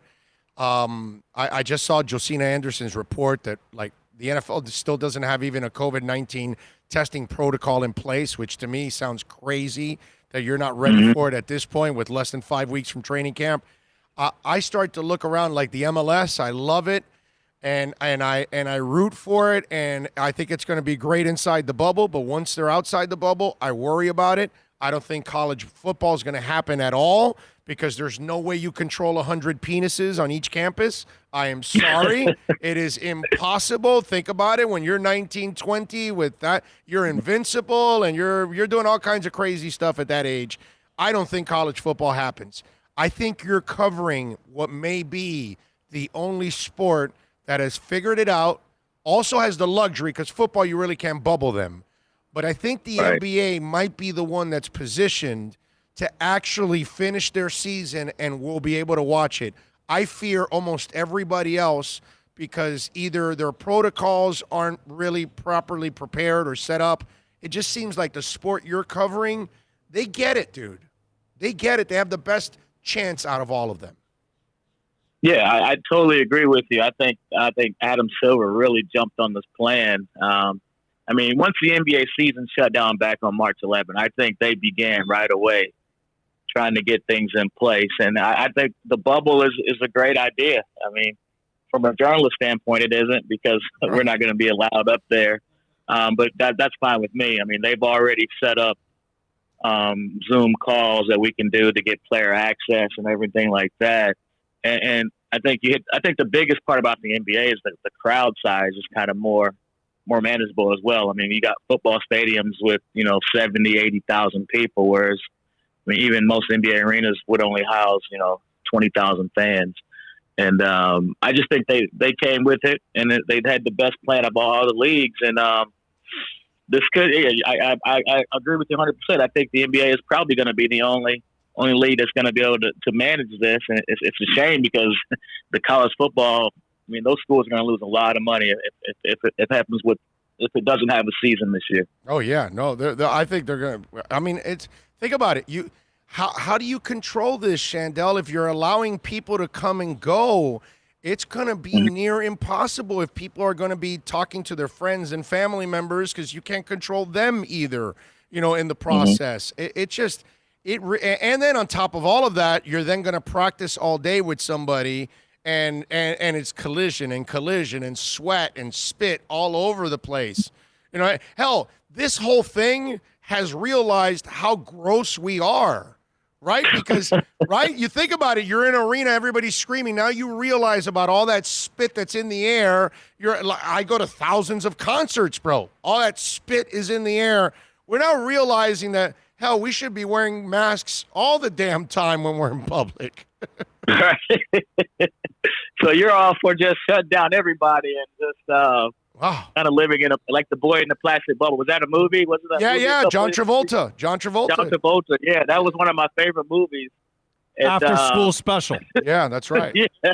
Yes. I mean, I guess I hate to use the word new normal because I don't want this to be a new normal, but it seems like we're headed that way. I mean, everything has some sort of guideline now. I mean, you can't go anywhere. I mean, I like to get out as anyone, and try to go places, but it almost seems like most places are taking steps back after we took the step forward a couple weeks ago. It's just like we're taking 2 steps back now. I mean, we're back at square one almost. It almost seems that way. And even in the NBA, I mean, even those guys are starting to test positive for coronavirus. I mean, we had Derek Jones Jr. yesterday come back with the Heat's first positive. So everybody's just going to have to either change. I mean, that's the reality of that we're dealing with right now. And it's just, I hate to say it, but yes, this is the new normal, and we're going to all have to adjust to it. Yeah, no, I'm with you. I mean, hell, gambling is going to be a mission. You got to wait till right before the game to find out everybody's available or not. Those kind of things. Yeah. So let me ask you, with Derek Jones Jr., what do they do now? They quarantine him for 2 weeks, and then wait till he can. What was it? Two negative tests back to back or something like that. What's the deal? Yeah. That's the protocol for that. And the good thing about the early testing is he has time. I mean, I want to say the Heat aren't leaving to Orlando until July 9th, and the season doesn't start until July 30th. So the fact that he got his test, I mean, it's almost better to get tested. I mean, to get the positive test now because you can kind of quarantine yourself and get ready for the season. But the NBA is ahead of the other leagues because they have this testing in process. I mean, already in process in place, and it just seems like we're going to keep seeing guys getting these tests and kind of slowing down the process. And it's just a tough situation. I would not want to be Adam Silver right now. It's very challenging. I'll put it that way. Is there a plan for the Heat to do like a pre-quarantine before they go to the bubble and those kind of things? What's the plan to try to have the team as healthy as possible going into the bubble? I think they've been underplanned the entire time. I mean, the NBA released its guidelines about how they handle practices, and there's only a couple players allowed at the arena at a time, and that's really hurt the development, because it's not really a practice or a workout. They're just going in there, basically just staying in shape. They're not moving forward as a team. Getting, looking at the playbook and everything like that. But, I just think the Heat are just going to stick with what they've been doing. Quarantine. They had the hoops in their homes when it was really bad and everything. But I guess the plan is just to stay inside as much as possible and follow what the league has already placed for him. Chandell Richardson, by the way, from InsideTheHeat.com, joining us. You can follow him on Twitter at Chandell Rich as he's covering the Heat on a daily basis there. All right, so when I look at this season, Chandell, we can put asterisks on the baseball season because it's kind of a bogus 60-game schedule, and we all know, anybody that follows baseball knows no baseball team is really in a groove in 60 games. It's going to be really difficult. But on the flip side, no asterisk in basketball. In fact, I'm willing to give you a double crown. I think this is the hardest season ever in NBA history to start up, to then go back down and stop for 3 months, to then have to restart again and go 0 to 60 in a couple of seconds, fighting a pandemic at the process, because mentally you've got that in your mind, in the back of your mind, of trying to stay healthy, your family, all of those things. And you got to do it in a bubble and win the title. I think this might be the most impressive title out of all of them when you think about everything a player has had to go through. And you and I have been covering sports for a long time. We know how difficult it is for athletes to shut it down and restart it again. This is not an easy thing for them to do.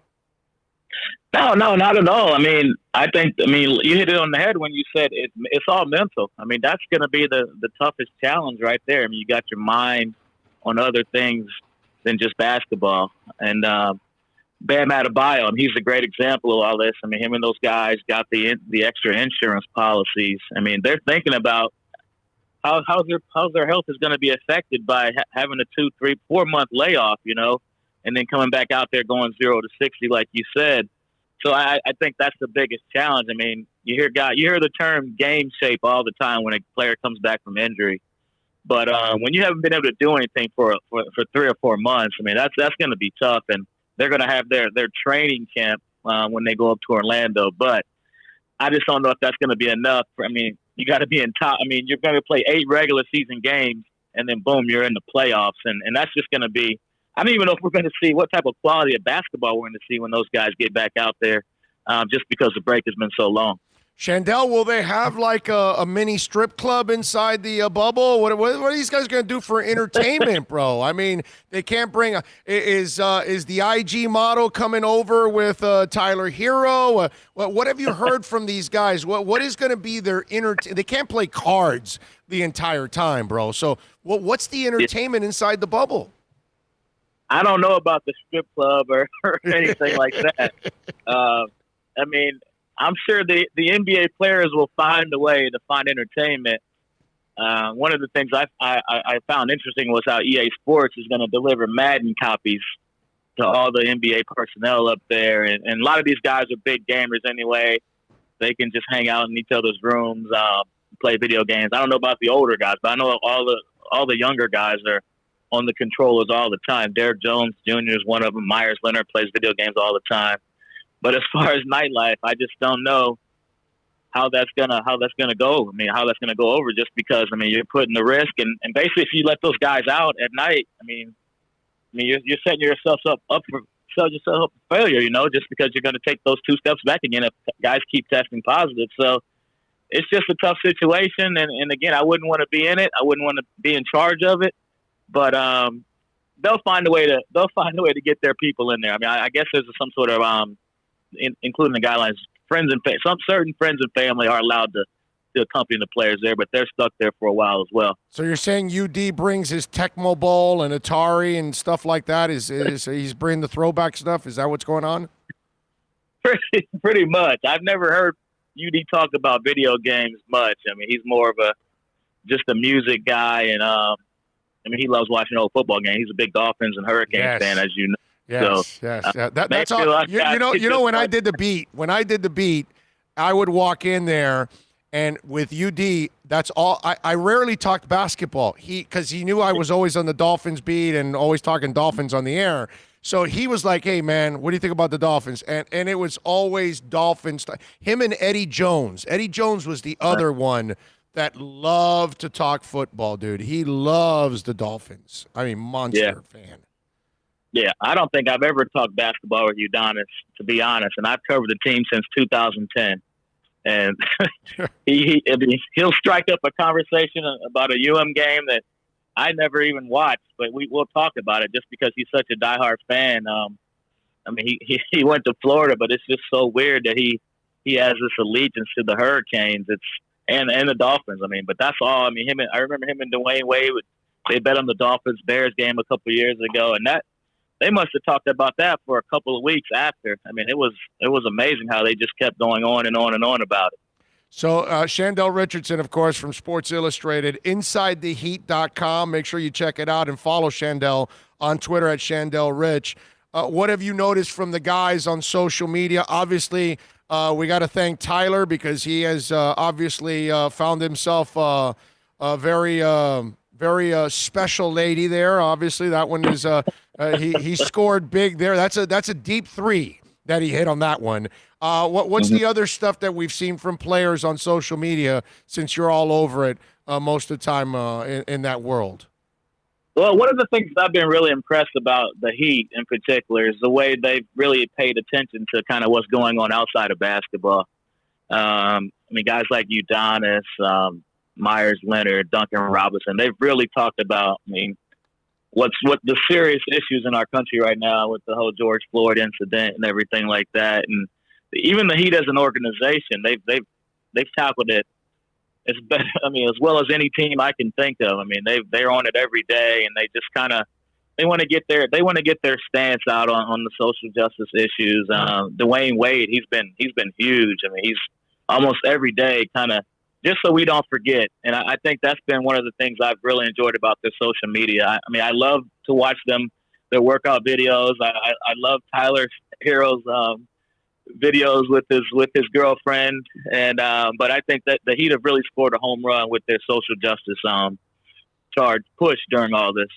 Yeah, no, definitely they've done that. Well, I mean, they were active when Trayvon Martin and everything went on.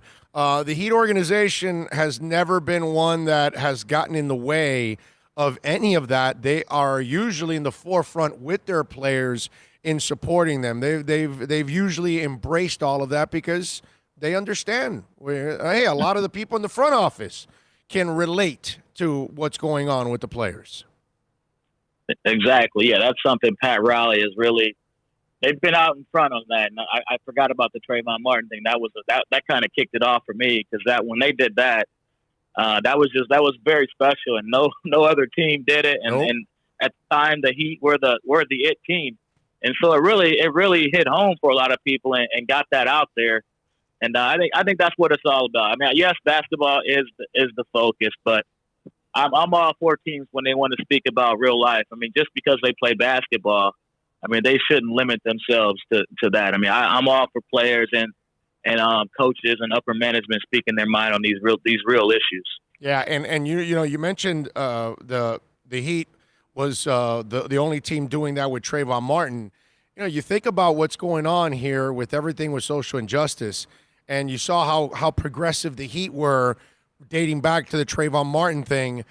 Enough people don't talk, and I know it's not the sport you're covering, but not enough people are giving Stephen Ross credit because he hired the black coach before it becomes Vogue, because you and I know now it's going to become Vogue, and people are going to hire it just to hire, which is not going to be fair either. That's not going to be the right way to do things. But Stephen Ross was, hey, man, I'm hiring the black general manager, and the black general manager hired his coach, and he happened to be a black coach. And, the Dolphins are doing it without the pressure that's coming. And I think, the Heat and the Dolphins need to be given a little love for the way that they've had great foresight on all of that. Even Stephen Ross, after the whole Bullygate, he did the RISE program and all of that. So, the Heat and the Dolphins have been kind of in the forefront of all of this kind of stuff. Yeah, I mean, the Dolphins, I think they handled the whole Kenny Stills thing. I mean, was awesome what they did. I mean, they jumped right by his side. You know, I mean, they had weekly, almost I want to say weekly events with the police departments down here, and I attended a couple of those, and those were great. I mean, they got the community out, and it just kind of it bridged the gap during a time when everybody was kind of on edge about the players kneeling and everything, and it kind of almost, I want to say, it just helped. It helped a lot. It helped them, I mean, get out in the community, and Stephen Ross was right behind it. I mean, there was a little back and forth in there, if I can recall, but he kind of got back on the yes. positive side of all this, and it really helped. I thought that was huge for the Dolphins, and with Jason Jenkins, the PR director over there, he's put a lot of effort into it, and it's starting to pay off. He's a beast, dude. That guy's a tireless worker, man. I mean, I don't think I've ever seen somebody like Jason Jenkins ever in any organization. That guy is just truly amazing. Where he is like savoir-faire. He is everywhere, bro. Every time you see it, he's at a different event, a charitable event, doing something. Him, his family, and obviously the Dolphins. It's been amazing. So outside of Katya with Tyler, what's the other stuff that's been entertaining for you that you've seen on social media with the players? Well, Myers Leonard and his wife are always entertaining. I mean, they're a must follow on social media.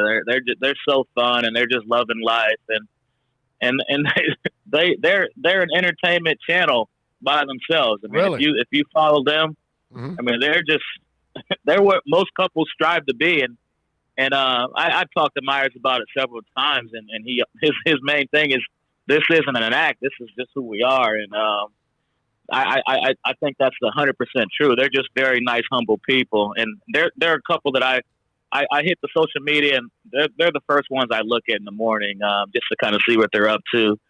Obviously, Dwayne Wade and Gabrielle Union have been awesome to follow during all this. With Dwayne and him getting ready for life after basketball, it just seems like he's really enjoying that, and it almost seems like he was really ready to retire, because Dwayne has really jumped into his post-basketball life and just enjoying himself. And by the way, I think Myers Leonard ends up in our business because that dude's got the pipes, bro. I mean, he definitely ends up in broadcasting, right? When it's all said and done. Got the looks, got him the and pipes. Alonzo Mourning are probably the only two guys, I mean, that you can just ask one question and your tape recorder goes for 10 minutes. Yeah.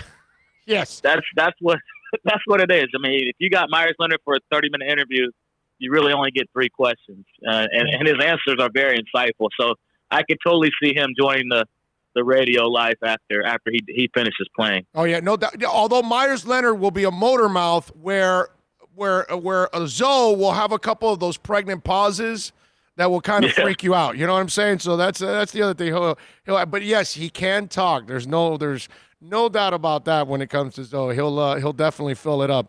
Shandell, so what's the plan, man? You're gonna cover it all from here? They're not gonna allow you anywhere near the bubble at all? I mean, they're allowing reporters to go up there. I think we're gonna have like 2 separate waves. Like one group is allowed in the bubble, but no player access. And there's a group off-site, and we'll do everything by Zoom. My plan is not to go up there unless the Heat maybe make the second round of the playoffs, third round for sure. I mean, conference finals for sure, and finals, of course, if that happens. But I'm going to wait it out and kind of see how things play out and just work from home. Do they make the second round? Because it was a 500 team after 24-8. I'm just kind of, I don't know where this team is. I mean, we saw 2 different teams this season. We saw the team that surprised everybody in the beginning, and then we saw them kind of stumble in the middle. But also, it hurt when they had injuries to Tyler Myers, and they also kind of adjusted the roster. So I could see them getting out of the first round. I mean, if they do play Indiana, that's a winnable series. Second round, then it gets kind of iffy. I definitely don't see them getting past Milwaukee. I don't see them making the finals, but I mean, I could see, second round matchup second round playoffs is definitely something very attainable. Follow him on Twitter at Shandell Rich. And, of course, if you love your Heat, catch it at InsideTheHeat.com, part of Sports Illustrated. Shandell, as always, you're a stud, my brother. Look forward to doing it again. Enjoy the basketball because that may be the only sport that survives, man. You be good. Okay, well, I appreciate it, man, and I enjoyed the underdog reference. That was awesome. You got it, my brother. You be good. Thank you. Yep, you too. There you go. Shandell Richardson, man. Good stuff there. As always, we always appreciate Shandell joining us here on the program. Sweet stuff there. I don't know what the Heat's going to do, man. I think the way Shandell was closing out, it's like you really don't know what Heat team we're going to get. Because you got that really hot team at the beginning that was like, wow, is this team really that good? And then they took a few steps back, and they were just barely over 500 for 30-something games. So are they the first half? Are they that first team, or are they that second half team? Are they somewhere in between, or are they completely out of flux here? And, you know, when you talk about being off for months, there's going to be some teams that are going to come in, and they're not going to find their groove, bro. And then there are some teams that are going to find their groove like Stella, and they're going to go out. And they're going to kick ass. I don't know which Heat team this is going to be. And they're young. That's the other thing. That young teams have a real problem making an impact in the NBA playoffs. Lack of experience is torturous for any NBA team. Don't forget, we're out here celebrating the 12th anniversary of Craig Zinn's Acura of Pembroke Pines, folks. They've sold more new Acura vehicles in the Southeast in the last 12 years than any other Acura dealer. That's why you want to get on down here. 0.9% financing right now, up to 72 months on every new ILX, TLX, RDX, and MDX. And the RDX right now, lease features, crazy stuff on these 2020s. $299.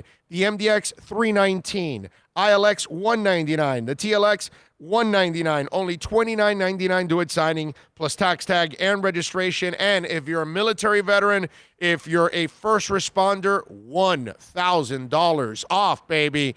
Come on down to 15601 Pines Boulevard, just off of I-75, and Pines' finest Acura dealership on the planet, baby. Make sure you tell Larry Schlossberg, Pat Nasto, Tony Stampone, all the amazing people out here that Big O sent you. I promise you, they'll take care of you. If you own an Acura, you can get it serviced out here. Mike Chan, Jordan Ferber, all the great people out here will take care of you at Craig Zinn's Acura of Pembroke Pines, which is always a beautiful thing.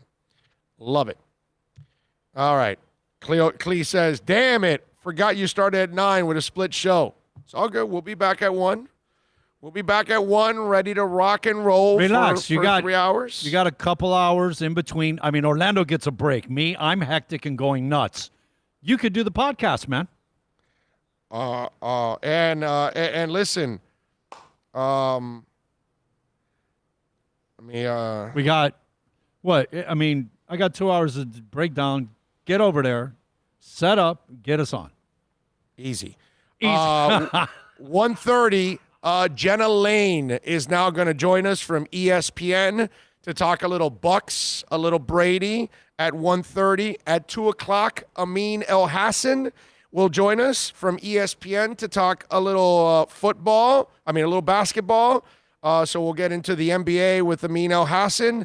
At 3 o'clock, Michelle Kaufman is going to join us from the Miami Herald to talk a little Inter Miami. And then our buddy Steve Calabro is going to join us at 3:30. So we got a absolutely ass-kicking, loaded show for you today. Shandell Richardson, Jenna Lane, Amin Elhassan, Michelle Kaufman, Steve Calabro. I mean, no reason, man, to go anywhere else. So make sure you lock it in with us at 1 o'clock. So we'll have some fun, and we'll get into a lot of different subjects here when it comes to sports. And I got a bunch of other stuff that we didn't get to yet that I want to talk about on the show. I got some raging woman that is crazy that you got to hear from. Not the one from yesterday, another one. We got some other stuff on the NFL side. On the college side, I got some baseball notes. I've got music notes also still. Man, I got so many things still to talk about, like always. I mean, somehow or another, there's all kinds of subjects to talk about here on the program every single day, and we've got a loaded guest list for you. So it's a beautiful thing. Mark Angelo says, laughing my ass out loud, Big O, be nice to Bill, LOL. Why? What happened? What happened? What did I do? What did I do? I don't know. What did NorCal saying I did something? I just like the fact that he's backing me up, man. Okay. I got your back, NorCal. Mark says, not telling you what to do. Oh.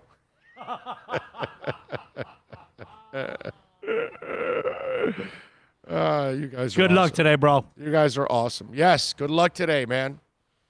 Yes, wish NorCal good luck. All right, you see him there, Mark Angelo.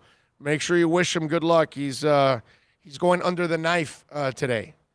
No, test. Oh, it's just a test today? Oh, okay, test We just today. want some good Test. positive. Okay. Test first, Yeah. operation next. Either way, wish him the best because, he's going to go under the knife soon. So we need to get NorCal healthy and ready for the season just in case we can sneak some fans in. Listen, if the corona thing isn't bad, if it's manageable, okay, whether we're in the stadium or not, we're meeting in Vegas. You understand that, right? Whether they allow us in the stadium or not, we're going to Vegas in December. All right? I mean, obviously, we got to make sure Corona's We have to. We have a home, man. We've got Johnny Rockers. No, but I mean, as long as Corona's not out of control, because obviously if Vegas is shut down, then we can go. I doubt that's going to be the case. I doubt we're really going to shut anything down nowadays.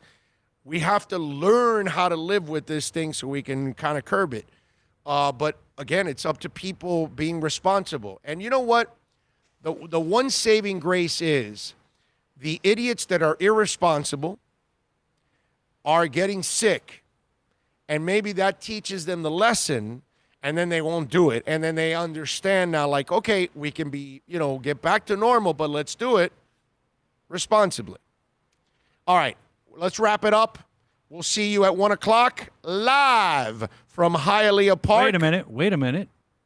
We got to acknowledge some super chats, bro. I haven't finished yet. Live from Hialeah Park. We'll be out there from 1 to 4. We got to thank Bill and Philippe, as always. Miguel, thank you for super chatting here on the show. Very strong on your part. We appreciate it immensely. We'll be back at 1 o'clock live from Hialeah Park. I hope if you're in the area, you come on by and join us at the Flamingo Lounge. We thank Larry Schlossberg and all the great people out here for making it nice and easy every week for us to broadcast out here. I see what you're doing there. You're saving the best for last. Yes. I understand you're doing it right, bro. I stand corrected. There we go. No correction. It's just, you just didn't let me finish. No big deal. We're all good. Now we're done, and now we'll see you at 1, and we'll rock it till 4. Be good.